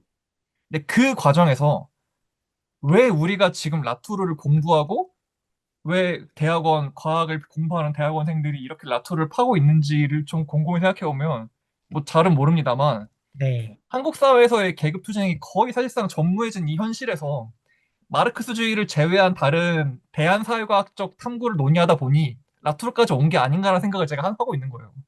근데 그건 저도 잘 모르겠는 게, 일단 예를 들어서 녹색당만 예를 들면, 녹색당은 지금 녹색당 역사에서 가장 사회주의적이거든요. 제가 생각하기에는. 그래서 라투르 책 녹색당에서 스터디하는 거를 저는 아직까지 못 봤는데, 생태사회주의는 별의별 학자를 다 봐요. 그래서 예를 들어서 제 생각에 라투르 책 중에서 가장 많이 읽히는 건 녹색 계급의 출현인 것 같거든요. 왜냐면 그 책이 얇으니까 가장 이해하기도 쉽고. 그래서 녹색 계급의 출현 빼고는 저는 라투르 읽는 사람을 녹색당에서 다 본 적이 있고. 그러니까 일단 저희 운동 측면에서는 그렇지 않은 것 같아요. 저 라투르 읽는 분을 저희 과학기술위원회에 과학 전공자 딱 한 분 봤거든요. 딱, 네. 그 약간 그 그렇죠. 덧붙이고 끝내겠습니다. 네, 운동판에서는 라투르가 약간 밀려있는 느낌이고, 네, 그렇죠. 학계나 출판에서는 뜨고 있다. 이 정도로 그럴 수도 정리하겠습니다. 있죠. 그래서 네. 사실 인문학계라고 하면 좀 그럴 수도 있을 것 같아요. 예를 들어서 지금 제 옆에도 있는 박동수 선생님의 책도 그렇고, 네, 이 라투르 홍보대사 이런 것들도 있고 그런데 근데 또 한편으로 과학계는 어떤가라고 생각을 해보면 저는 어쨌든 과학계 그리고 저는 어쨌든 코딩도 하고 있으니까 프로그래머들까지 합해서 얘기를 해보면 저희도 뭔가 얘기를 하는데 예를 들어서 저희 과학 철학 교양 수업이 있었거든요. 과학 철학 교양 수업에서 라투르는 나오지도 않아요. 그 4대 이론가, 과학 철학 4대 인거라고 하면 포퍼, 쿤, 라카토슈, 어, 타이아 아벤트, 한 다음에 거기에다가 베이지주의라든지 몇 명을 약간 더 덧붙이고 끝나거든요. 그렇기 때문에 이게 제가 그 수업을 들은 게 2019년의 일이니까 벌써 7년 전이긴 한데 그러면은 구로 혁신적으로 바뀌었는가? 제가 구로 저희 학교를 비롯해서 과학철학 그 과정을 계속 찾아보는데, 일단, 과학기술사회학, 그, 라트루도 학생들 상대로 그, 과학기술사회학 수업을 하잖아요? 광업 학교에서. 근데 그런 게 적어도 저희 학교를 그래서 많은 이공계 쪽에는 없어요. 그리고 제가 다양한 이공계 쪽 분들이랑 AI나 이런 거 철학 스터디도 하고 얘기도 했었는데, 다들 신유물론이라는 말을 들으면은 약간 낯설어 하시거든요. 아, 그런 게 있었던 거냐? 하면서. 그래서 그런 것들이 오히려 좀, 그럼, 그래서 제가 아까 말씀드린 것처럼, 그럼 어디에서 주류인가? 이게 과학기술인들도 아닌 것 같고, 전 그래서 과학기술인들이랑 얘기를 하다 보면은 대부분 엄청 나이브한 과학적 사고에 대해서 가설 연역법이다. 아니면은 가설을 세우고 검증하고 반증하고 뭐 이런 것들 정도의 아이디어를 가지고 계세요. 네. 왜냐면 교과서에서 실제로 그렇게 가르치니까요. 교과서에서 앞에 보통 경제학이든 어떤 학문이든 처음에 과학적 방문론에 대해서 설명을 할 때, 이렇게 통계 내고 하는 거야 라고 하는데 실제로 가면은 전혀 그런 걸 하지 않죠. 네. 매우 복잡하고 라투르가 얘기하는 왜 난 연구비를 걱정하고 있지? 이걸로? 왜 나는 이끼가 안 죽게 하기 위해서 온도 조절하는 걸 고민하고 있고, 왜 이게 안 뜨거워지게 하려고 알루미늄 호일을 실험 기부에다가 다 감아놓고 뭐 그런 걸 하고 있단 말이에요. 네. 근데 그런 거 하면 오히려 라투르가 유행하는 게 아니라 필요한 건 아닌가? 이거 운동가한테도 못 받아들여지고 있고, 그러면 약간 인문학 쪽에서는 좀 유행을 타고 있나? 라는 생각이 좀 들긴 하는데, 네. 네, 뭐 그 정도의 생각인 것 같아요. 네. 일단 그래서 저는 먼저 네네 얘기해. 네. 먼저 네네 제가 먼저 말하겠습니다.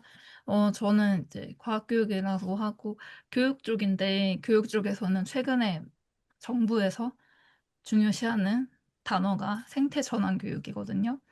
그래서 제가 생태 전환 교육이 너무 많이 나오는 거예요. 그래서 논문을 찾아서 이게 도대체 무엇인가 정의를 찾아보니까 그것을 알기 위해서는 생태주의를 알아야 된다는 거예요. 그럼 생태주의란 무엇인가?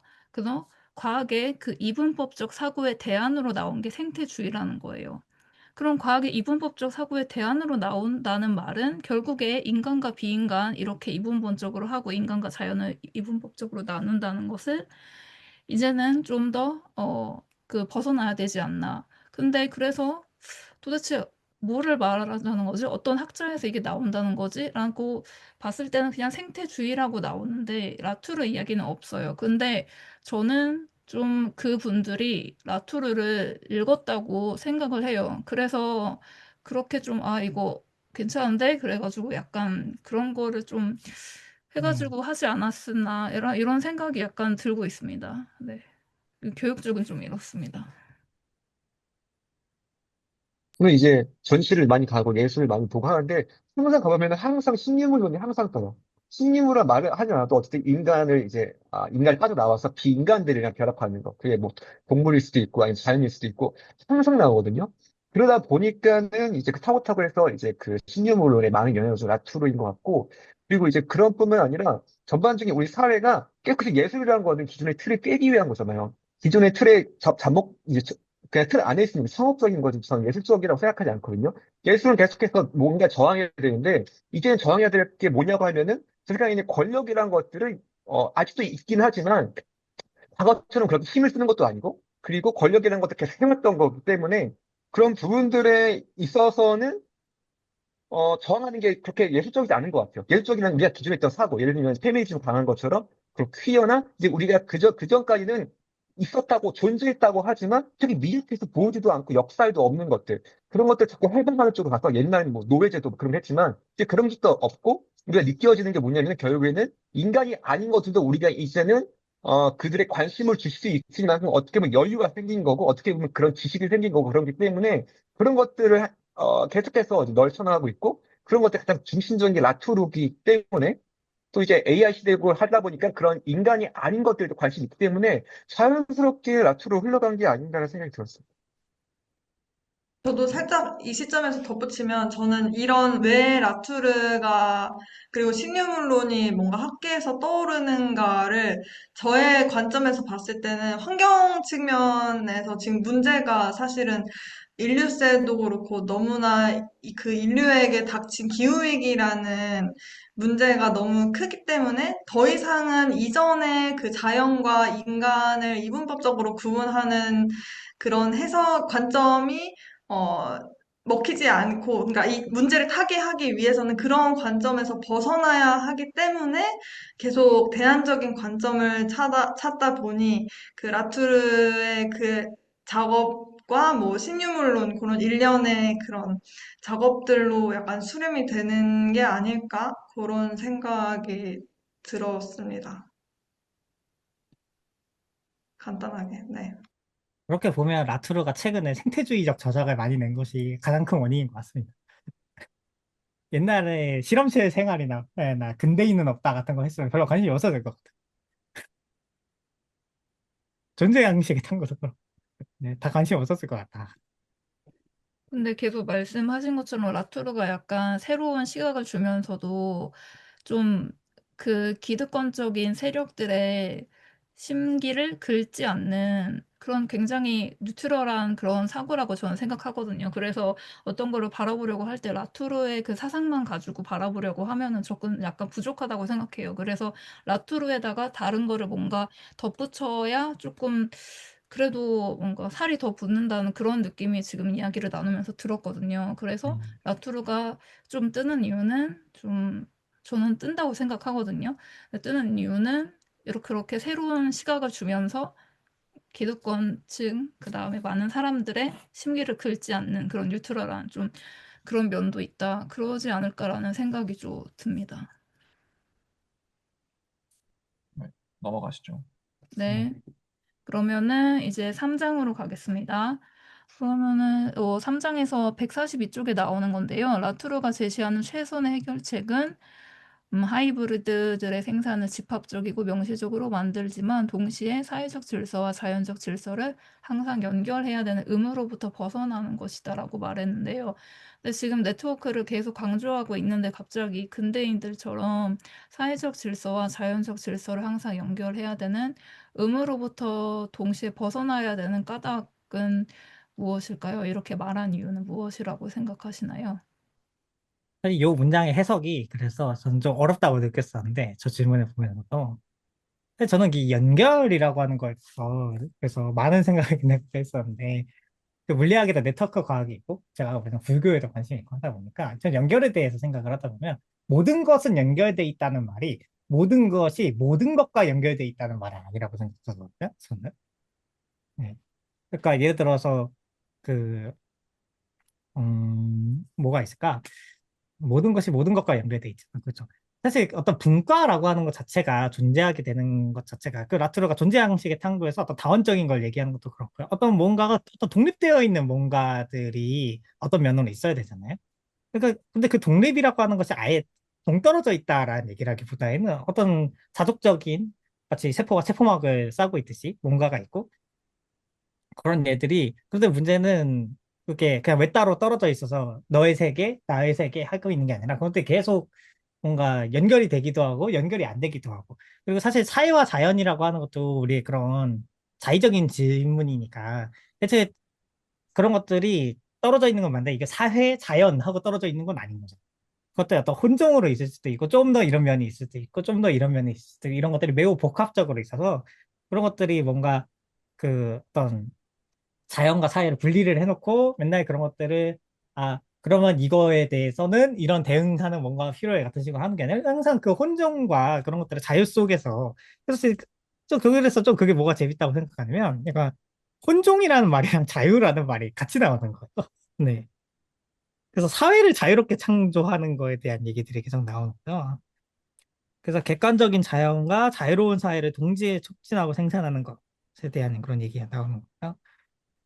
결국에는 그게 143쪽에도 나오지만 결국 사물의 의해로 넘어가는데, 네. 그래서 근대인들이 전속력 전진을 상징하고 전근대인들은 매우 느린 거라고 하면은 사물의 의해는 그 어떤 중간인 거죠. 그 예를 들어서 뭐 기후변화 같은 걸 봤을 때 근대적인 사고라면은 뭔가 이걸 자연과학적인 사실로 보는 게 하나가 있겠고 또 네. 한편에서는 사회적이고 정치적인 뭔가 그런 그렇죠. 대응의 측면이 있겠는데 이거를 구분하는 것 자체가 그러니까 구분해서 뭔가 연결해야 된다는 것 자체가 근대적인 사고라는 걸로 이해를 했거든요. 그러니까 무슨 말이냐면은 이거를 그냥 애초부터 그냥 그 자체로 보고 이미 뭔가 불가능하게, 그러니까 분리가 불가능한 게 불가분이죠. 얽힌 하이브리드이기 때문에 이거를 그냥 이걸 연결해야 한다는 생각을 하지 않아야 한다. 그러니까 그런 생각을 하는 것 자체가 뭔가 그 복합성을 약간 절단한다라는 차원인 걸로 이해가 되는데 한편으로는 일단 그렇게 이해를 했고 근데 이렇게 생각한다고 했을 때 저도 뭔가 근대인으로서 약간 교육을 어쨌든 받아왔고 그 라투르도 엄청 입문 단계이고 막 약간 이런 사고방식이 아직 익숙치가 않아서 그걸 실천적으로 어떻게 할 수 있는 건가에 대한 의문은 아직 좀 있는 것 같습니다. 그러니까 궁금증이 아직 좀 더 있는 것 같긴 합니다만 뭐 제가 이해한 게 맞는지 잘 모르겠네요. 그냥 제 생각이고 틀릴 수 있다는 걸 전제하고 말씀드리면 그 사회적 질서와 자연적 질서를 연결한다는 의무라고 했잖아요. 근데 이게 사회적 질서와 자연적 질서를 연결시키는 거는 사회과학에서 얘기하면 실증주의 방법론이거든요. 그러니까 과학적 어떤 자연과학에서 논해지는 그런 어떤 접근법을 사회에도 적용해보자는 게 실증주의라고 한다면 그 실증주의는 사실 대단히 근대에서 출발한 학문적 이론 기반이었어요. 근데 라투르가 보기에는 이 뭐 사회라는 걸 아예 뭐 없다고 표현하긴 하지만 뭐 떠나서 뭐 법이든 혹은 뭐 종교든 뭐 등등등의 것들이 다른 각 고유의 존재 양식이 있는가 하면 과학은 과학 나름의 존재 양식이 있단 말이에요. 그걸 섞지 말라는 뜻이에요. 예를 들어 정치에서 라투르의 그 비유입니다. 정치에서 이게 과학이니까 넌 조용히 해. 라는 말을 할 수 있잖아요. 근데 이거는 라투르가 보기에 잘못된 거예요. 왜냐하면 과학의 그 존재 양식은 지시의 연쇄, 계속 연쇄를 찾아가는 게 과학의 존재 양식이라고 하면 정치는 그 집단을 계속 구성하는 거란 말이에요. 진리를 찾는 게 아니라 진리는 과학의 영역이니까 빼고 원을 구성해서 여성주의자들 모여봐. 얘기해보자. 혹은 뭐 공화주의자들 모여봐. 얘기해보자. 윤호개인 모여봐. 윤호개인 뭐 다 버리고 이런 식으로 정치를 하나로 구성을 하는 게 정치의 존재 양식인데 이걸 섞지 말라는 겁니다. 그래서 자꾸 이렇게 과학의 존재 양식과 정치의 존재 양식을 계속 혼동하면서 정치에서는 이게 과학적으로 옳으니까 너 다 입 닥쳐. 이런 걸 하지 말자는 거죠. 그런 의무에서 벗어나자라는 게 아닌가. 네. 그렇게 해석할 수도 있겠네요. 네. 저도 강원님 말씀처럼 존재 양식의 탐구를 읽어보면은 그 이제 그 라투르가 사회적인 질서나 사회적인 어쨌든 통계나 그런 걸로 수치를 통해서 생각하는 거나 심리학을 되게 비판하거든요. 넌 어떤 심리, 어떤 뭐 부모에 대한 그 가정생활 어렸을 때 그런 겪은 것들을 통해서 심리 상담했을 때 말을 하잖아요. 그냥 모든 것들이 다 이제 그런 쪽으로만 연결될 수 없다는 거죠. 여기서 제가 느끼는 자연적 질서는 제가 느끼기에는 경험이고 느낌을 생각하거든요. 내가 어떤 불안함이 있는데 심리적으로 봐서 사회적인 어떤 통계적으로 돈이 뭐 없거나 심리적으로 불안 상태에 있거나 이제 그런 식으로 모든 나의 자연적인 모든 현상이나 그 느낌을 설명하려고 하는데 그런 식으로 연결이 안 된다는 거죠. 왜냐면 제 느낌은 이런 사회적이나 이런 심리가 아니라 제가 가고 있는 이 공간에 대한 자연적인 공간에 대한 이미지나 그런 걸 수도 있는 어쨌든 사회랑 심리학으로 분석할 수 없는 어떤 존재가 있는 건데 그런 것들이 다른 존재 방금 말씀드린 심리학이나 이제 그런 존재가 너무 강력하다 보니까 그런 것들이 보이지 않는데 그런 것들이 보이지 않는 이유는 우리가 맨날 그것들 연결했기 때문에 그게 보이지 않는 거고 그래서 다른 방식으로 파악을 해야 된다라는 그런 말들이 책에도 있었던 걸로 기억해요.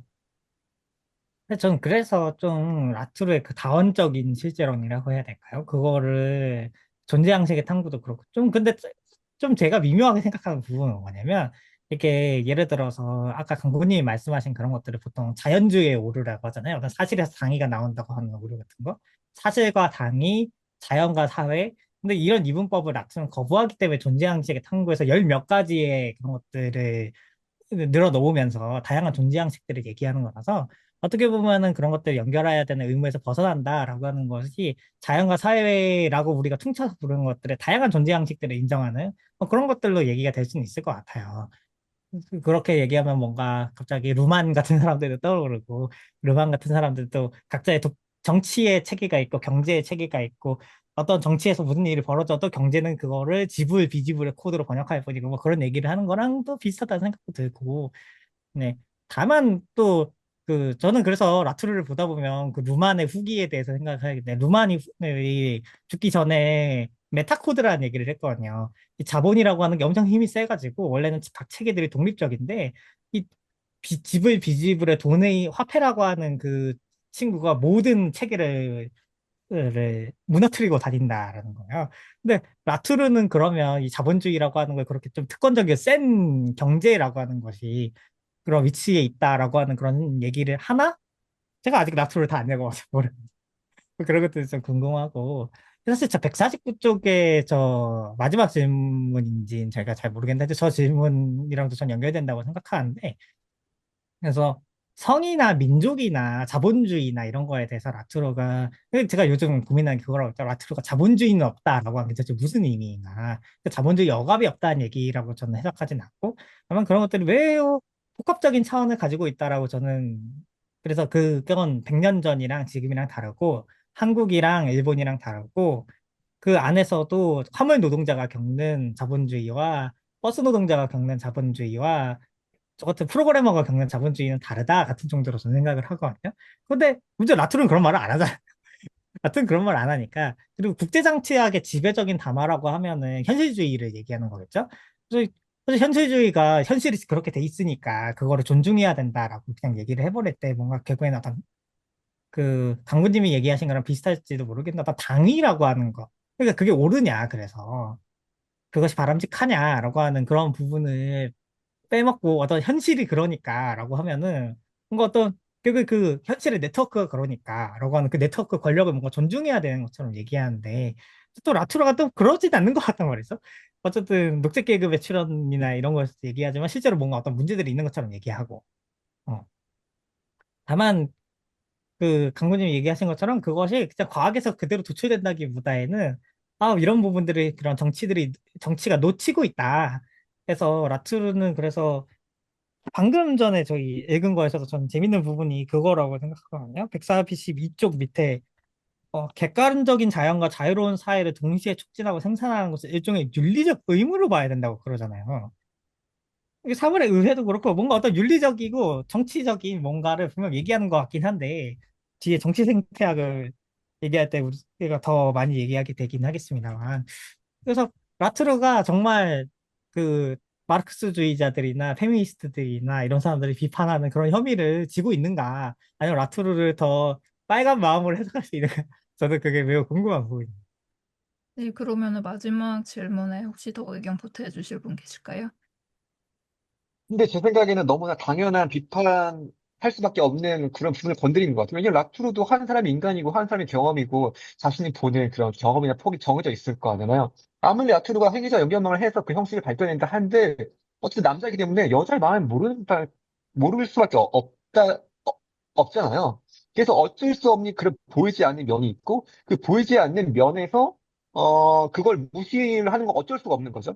그러면서 어떻게 보면 여기서 말한 것처럼 이제 헤게모니 유지와 암묵적인 동조를 일부분 할 수밖에 없는 것 같아요. 그러니까 이 부분을 이렇게 건드린다면 그거는 이제 라트뿐만 아니라 모든 사람 그 누구나 이것은 그럴 수밖에 없는데 그런 부분에서 제가 느꼈을 때는 라트가 남자이고 페미니즘이라는 어떤 여성이라는 그런 경험이나 그런 것들을 라툴 몸 자체가 그걸 뭐 할 수가 없으니 그런 부분에 있어서는 제가 느끼기에는 페미니즘 자신에 대한 그런 것들을 더 라툴가 하지 못했다라는 거는 필연적으로 그 비판할 수밖에 없는 진짜 있지 않나라는 생각이 들었던 것 같습니다.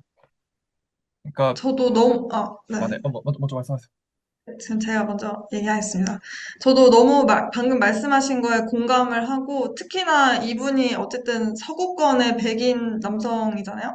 그래서 그런 점에 대해서 별도의 뭔가 이렇게, 그러니까 말씀하신 대로 이렇게 그런 작업을 하지 않았지만, 그래도 저는, 어, 이런 충분히 그런 발판을 열어줬다는 생각을 이 책을 읽으면서 많이 했고, 물론 제가 아직 그러니까 라투르 관련해서 요걸로 처음 본 거라, 잘 모르겠습니다만, 네, 그렇게 느껴졌고, 특히나 뭐, 이렇게 최근에 많이 나오는 다른 뭐 페미니스트 신유물론자들이라던가 이런 뭐 페미니즘 관점에서 전통적인 과학을 비판하는 막 그런 주요 요점을 갖고 얘기를 하는 분들이 이 라투르의 논의를 이어나가면서 약간 그 공백을 채워나가고 있지 않은가. 뭐 페미니즘뿐만 아니라 그 각각의 영역에 있어서 그렇다는 생각이 들어서 이게 한 사람이 모든 거를 다 할 수가 없기도 하고, 그것도 라투르의 문제의식이랑 맞닿아 있는 게 아닌가? 약간 다들, 네, 이렇게 얽히고 설켜서 얘기를 서로 채워나가고, 약간 그런 지점에 있어서, 뭐, 충분히 저는 납득이 가능하다고 아직은 생각이 됩니다. 근데 저는 어떤 사상가를 비판할 때 유럽인이다, 남성이다, 여성이다, 백인이다, 흑인이다를 가지고 비판하는 건 저는 제 입장에선 좋은 비판은 아니라고 생각해요. 그러니까 너무 많은 얘기를 할 수 있는 걸 딱 그거로 환원시켜버리는 느낌이 들어서 저는 조금 다른 비판이 더 필요하다고 생각을 하고 저는 라투르의 문제는 그가 유럽 남성이고 부르주아여서가 아니라 물론 그것도 일정 부분 혐의가 있지만 그거를 강조하는 건 별로 저한테는 납득이 안 되고 제가 강조하고 싶은 건 라투르의 그 이론 그 자체가 정확히는 관계를 강조하는 이론 자체가 상당히 많은 점에서 부르주아 이데올로기에 가깝다고 생각을 하는 거예요. 그러니까 그 근대라고 하는 거에 대해서 그 여러 가지 말을 더 할 수 있는데 그 근대라는 게 실제로는 뭔가 그 여기서 마크 엘람의 비판이 그런 거거든요. 근대라고 다 퉁쳐버리지만 사실은 유럽은 엄청나게 많은 사회들이 균열되어 있는 상태였고, 그러니까 하나로 환원될 수가 없는 상태였고, 또 마찬가지로 그 근대에서의 그 남성과 여성의 차이라는 것도 분명히 존재하고, 뭐 유럽과 비유럽의 차이도 분명히 존재하고, 이런 것들이 너무 라투르한테는 그냥 근대라는 걸로 그냥 퉁쳐져서 환원돼 버리는 게 아닌가라는 게 마크 헬란의 비판이거든요. 그러니까 자꾸 어떤 차이들을 강조하는 게 아니라 그냥 그런 어떤 특정 관계 혹은 정화된 관계 그래서 결국 튀어나온 게 근대라는 말이고 그렇기 때문에 실제로는 많은 어떤 비판할 수 있는 그런 부분들이 흐려지는 게 아닌가라는 게 마크엘라의 비판 지적이었거든요. 그래서 저는 정확히는 라투르의 이론 그 자체에 자꾸 해방적인 걸 발견하려는 것도 좋지만 딱히 그런 게 없다. 저한테는 그렇게 느껴집니다. 그래서 저는 그게 좀 두 가지 면이 있는 것 같은데, 하나는 저는 라투르의 관계적인 면은 매우 해방적인 면이 있다고 생각하는데, 방금 얘기하신 면에서는 저는 매우 좀 크게 동의하는 게 있어요. 그러니까 저는 저 스스로를 묘사할 때 항상 뭐라고 그러냐면, 저는 자유사회주의자고 자원주의자고 민주주의자고 계몽주의의 이 계승자다라는 얘기를 맨날 하고 다니거든요. 근데 그렇다는 말 자체가 좀 저는 어떤 근대라고 하는 운동에 매우 호의적인 사람인, 근데 뭔가 그걸 재발명해야 된다고 생각하는 사람인 거고. 근데 다만 저는 라투르가 그래서 뭔가 좀 이상하게 느껴지냐면, 근대가 자꾸 어떤 정화의 작업을 그렇게 해왔다고 얘기를 하는데, 사실은 근대의 많은 사상가들도 생각보다 그걸 연결하는 작업을 많이 해왔어요. 예를 들어서 마르크스만 하더라도 어떻게 보면 인간과 사회를 분리하는 게 아니라, 마르크스 유물론자잖아요. 마르크스는 어떤 자본가가 나쁜 사람이라서 그런 얘기를 한 게 아니고, 그 사람들이 그냥 어떤 사회의 어떤 권력이나 이런 걸 그냥 쥐고 있어서 얘기하는 게 아니고, 그 역사에 걸쳐서 발달해온 어떤 물질적 조건들이, 그런 것들이, 심지어 그런 것들에서 화폐라든지 그런 어떤 다양한 비인간 존재들이, 그래서 이렇게 만들어내고, 결국엔 그 모순이라고 하는 거에서 자본가들도 도망칠 수가 없고, 경제 공황이 와서 이게 무너진다든지 이런 것들도 사실은, 그 자본가들은 그걸 원하지 않고 자본자들은 그런 걸 막기 위한 온갖 헤게모니를 했는데도 불구하고 그런 게 필연적으로 벌어진다는 것 자체가 마르크스의 약간 자연과 인간이 뒤섞인 어떤 유물론적 사과를 보여주는 거라고 생각하거든요. 그거에 특히 요즘 생태사회주의자들, 저희 녹색당에서 많은 분들이 좋아하는, 그 강조하는 것도, 그 마르크스가 계속 물질대사에 대한 이야기를 자본론 초반부터 계속 하니까, 사실은 그게 옛날, 그 마르크스가 그런 식으로 말하면, 마르크스는 오히려 그런 인간과 자연을 나누는 그런 것들을 부수려고 한 사람인데, 근데 그런 사람들을 마르크스는 어떤 근대라고 하는 걸로 퉁쳐버리면서, 사실 그 라트로가 가장 싫어하는 게 환원주의잖아요. 자기 스스로 어떤 비환원을 하는 사람이라고 얘기를 하는데, 근데 뭔가 결국엔 그 모든 것을 어떤 근대성으로 환원하려고 하는 거죠. 마치 그 자연과 인간의 구분을 그러면, 어, 근대 그런 학자들이 다 해왔나? 우리가 근대 철학자라고 말하는 사람들? 아니면 근대 자본주의나 근대 운동이라고 하는 것, 정말 그런 것들을 해왔는가? 라고 제 생각에는 안 그런 면도 많이 있는데, 물론 그런 면이 보면 어떤 분과학문이 만들어지고, 그 이과 문과를 나누고 하는 것들에서 보면 그런 어떤 작업들이 존재했던 것도 맞지만, 그런 것들 부수려고 했던 사람들이 좀 많이 있었다고 생각하거든요. 그래서 그 라투르가 너무 그 어떤 근대성이라고 하면서 다 치워버리려고 하는, 그래서 비근대라고 하는 것을 자신의 정의라고 하려고 하는 것에 좀 많은 문제들이 있다라고 저는 생각해요. 그러다 보니까 저는 여전히 그 라투르가 싫어하는 칸트나, 물론 전 칸트를 별로 안 좋아하지만, 그 칸트 후계자인 롤즈나 좀 후설이나 이런 약간 인본주의자들 엄청 좋아하는 게 있거든요. 네, 마르크스도 좋아하고. 네. 그래서 과연 그럼 그들의 철학을 그렇게, 예, 그냥 근대라고 그렇게 인간과 사회를 분리한 것이라고 그냥 퉁쳐버리는 라투르가 과연 마르크스에 대한 충분한 이해를 가지고 자본주의는 없다 같은 소리를 하고 있나? 라는 걸 매우 의심스럽고. 근데 다시 또 돌아오면, 근데 그러면 불구하고 저는 그 관계적인 약간 그런 전체론적인 거는 분명 해방적인 게 있다고 저는 생각이 들긴 하는. 네. 그 돌아와서 마크엘람의 주장을 어쨌든 요약하면 두 가지예요. 그러니까 첫 번째는 존재 양식의 탐구를 저 읽으면서 느꼈던 게 존재 양식을 라투르의 입맛대로 재편하고 있다. 그러니까 첫 번째 비판이에요. 마크엘람이 하는 비판은, 그러니까 너가 하고 있는 그 작업들이 실제로 뭐 정화하고 번역하고 이런 것들이 너의 입맛대로 그냥 세계를 다시 재편하는 거 아니야? 라는 게 마크엘람의 첫 번째 비판이고요. 두 번째는 결론부에서 이런 말을 쓰는데 리모트 센서라는 말을 써요. 권력의 리모트 센서다. 권력의 감직이라는 말을 쓰는데 이 사람이 보기에는 그래, 연쇄적 과정을 통해서 권력이 이렇게 형성돼 있구나. 우와, 대단해. 이거거든요. 기입장치라는 말이 그거잖아요. 이렇게 열심히 기입해서 사람들이 이거를 다 공고하게 믿고 있어. 와, 대단하거든. 대단해. 이런 거란 말이에요. 거기서는 권력의 유지, 권력의 어떤 미화밖에 없지, 이 권력을 어떻게 공고히 한 걸 부수지? 라는 게 라투르의 이론에서는 없다라는 거죠. 마크헬란의 비판은 그 총 두 가지거든요. 사실 그런지는 전 잘 모르겠어요. 그냥 녹색 계급의 실현도 그렇고, 그 공고한 걸 부수려고 하는 것도 분명 라투르한테 는 있다고 생각하거든요. 다만 그것이 아까 말씀드린 것처럼 저 성적이거나 민족적이거나 나 자본주의적이거나 그런 전통적인 권력 분석들이 해왔던 그런 작업들을 무화시키는 경향이 저는 있다고 생각이 들어요. 오히려 그거 그 라투르의 함의를 밀고 나가면 그 무화시키는 게 아니라 오히려 그게 더 철저한 그 관계 속에서 자본주의 분석이 돼야 될 것 같은데 제 생각에 그거는 어, 뭐 강군님이 좀 싫다고 하셨지만 아 이게 역시 백인 남성 귀족 출신은 노동자의 마음을 이해 못하는 것이 아닐까라고 저는 그냥 생각하고 있고 근데 그래서 저는 그냥 뭔가 라투르 자체를 그렇게 옹호하고 싶다기보다는 그냥 라투르가 얘기한 그 문제라고 하는 것이 분명 좀 중요한 문제의식인 것 같다. 예. 그쪽으로 우리는 그래서 아까 말씀드린 것처럼 자본주의라고 하는 것도 어떤 근본 모순이 분명 저는 있다고 생각하지만 그럼에도 불구하고 이 화물 노동자가 겪는 자본주의와 버스 노동자가 겪는 자본주의와 이 프로그래머가 겪는 자본주의가 어떻게 다른 연결망 속에 있는지를 탐구하는 작업은 필요한 것 같다라고 저는 생각이 드는 거예요. 그렇죠. 그래서 전에도 강구님한테도 말씀드렸지만 저는 라트로가 그런 전통적인 권력 분석을 대체할 수 있다고 생각하지 않고 아마 그거의 어떤 한계점에 대해서 매우 중요한 질문을 던졌다고 저는 생각을 하는 거죠. 그러다 보니까 이 라트로 본인이 실제로 어떤 말을 했고 라트로 본인이 어떤가라고 하는 거에 대해서 얘기하는 게 저한테는 뭔가 그렇게 큰 관심이 없는 거야. 그래서 제가 아까부터 말씀드린 것처럼 이게 라트로의 생각이 아니라 저의 생각일 수도 있다라는 거예요. 내가 원하는 방향. 예, 그런 것들. 네.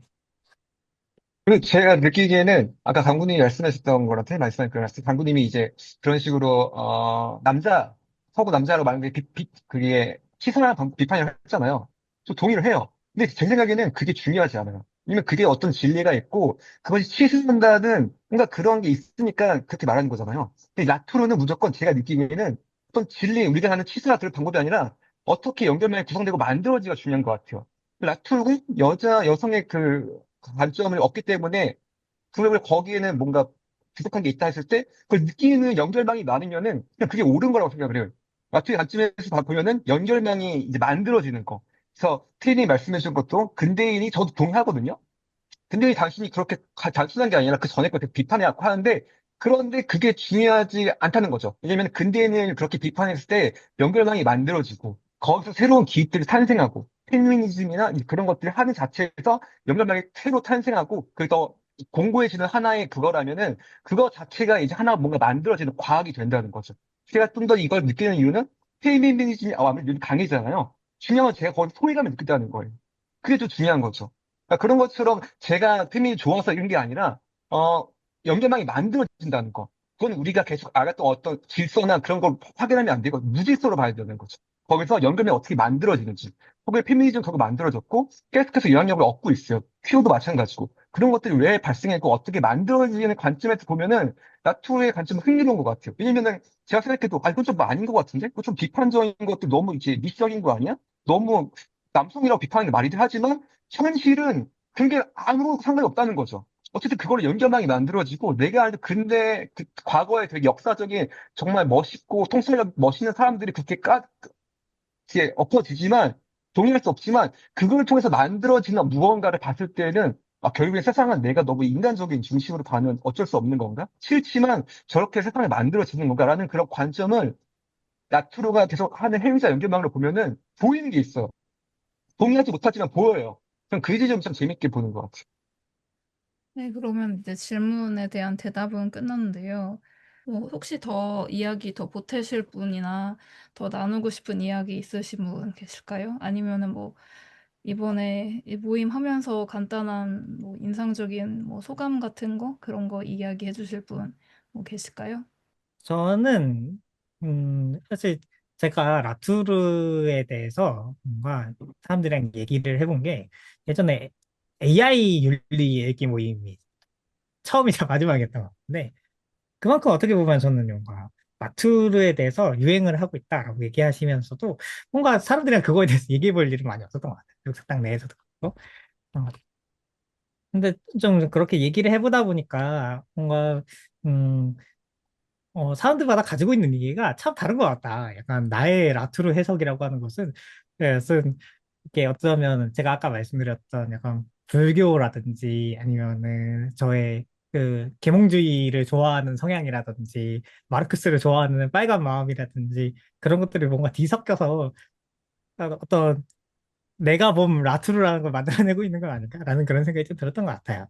그래서 어디까지가 내가 보는 라투르고 어디까지가 그 원래 라투르일까라는 그런 고민도 좀 드는 것 같고 한편으로는 그게 꼭 그렇지 않더라도 어쨌든 라투르라는 학사를 통해서 내가 좀 어떤 생산적인 지점들을 발견해낼 수 있는가라고 하는 거에 대한 고민이기도 한 것 같아요. 왜냐면 저는 사실은 그 문헌학적인 거를 저는 별로 안 좋아하거든요. 결국엔 문제를 해결하는 게 중요하지. 이 사람이 진짜 말한 게 무엇인가 라고 하는 거는 그게 뭔가 문제 해결하는 데 도움되는 거로만 의미가 있다고 생각하기 때문에 어, 그 학자가 원래 말했던 게 이 문제를 해결하는 데 도움이 되면은 그 학자가 원래 말했던 게 도움이 되는데 그 학자가 원래 혐오적인 사람이었어. 아, 그래. 혐오적인 사람, 칸트도 혐오적인 사람이었습니다. 라고 하면은 그러면 그 사람이 그런 말한 거에서 혐오적이지 않은 결론이 나올 수 있을까? 라고 하면은 저는 그래, 칸트는 혐오적이었던 것 같다 하고 넘어가야 된다고 생각해요. 네. 그런 면에서 좀, 네, 이 책을 읽는 과정도 생각을 했던 것 같아요.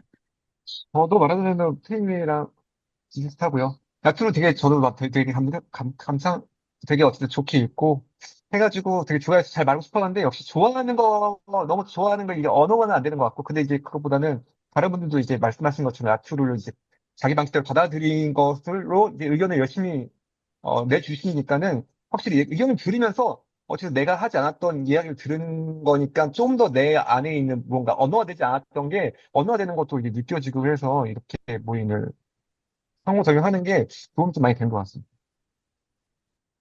그, 저도 결론을 얘기하면 제가 라투르를 읽는 이유는 제가 라투르를 읽는 사람들을 제가 좋아하기 때문에 읽고 있습니다.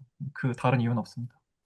네, 저는 일단 라투르 처음으로 이렇게 읽어봤는데 되게 덕분에 이 진주님이 모임 만들어주신 덕분에 조금 더 심도 있게 읽었다는 생각이 들었고, 그리고 또 한편으로는 저는 되게 뭐 오늘 이런저런 뭔가 비판의 지점이라던가 얘기를 많이 해주셔서 많이 배웠고 또 그렇지만 동시에 또 그 분명히 요런 라투르가 제시하는 관점이 이 현대 사회에 유효하다는 생각이 들어서 조금 더 궁금해졌습니다.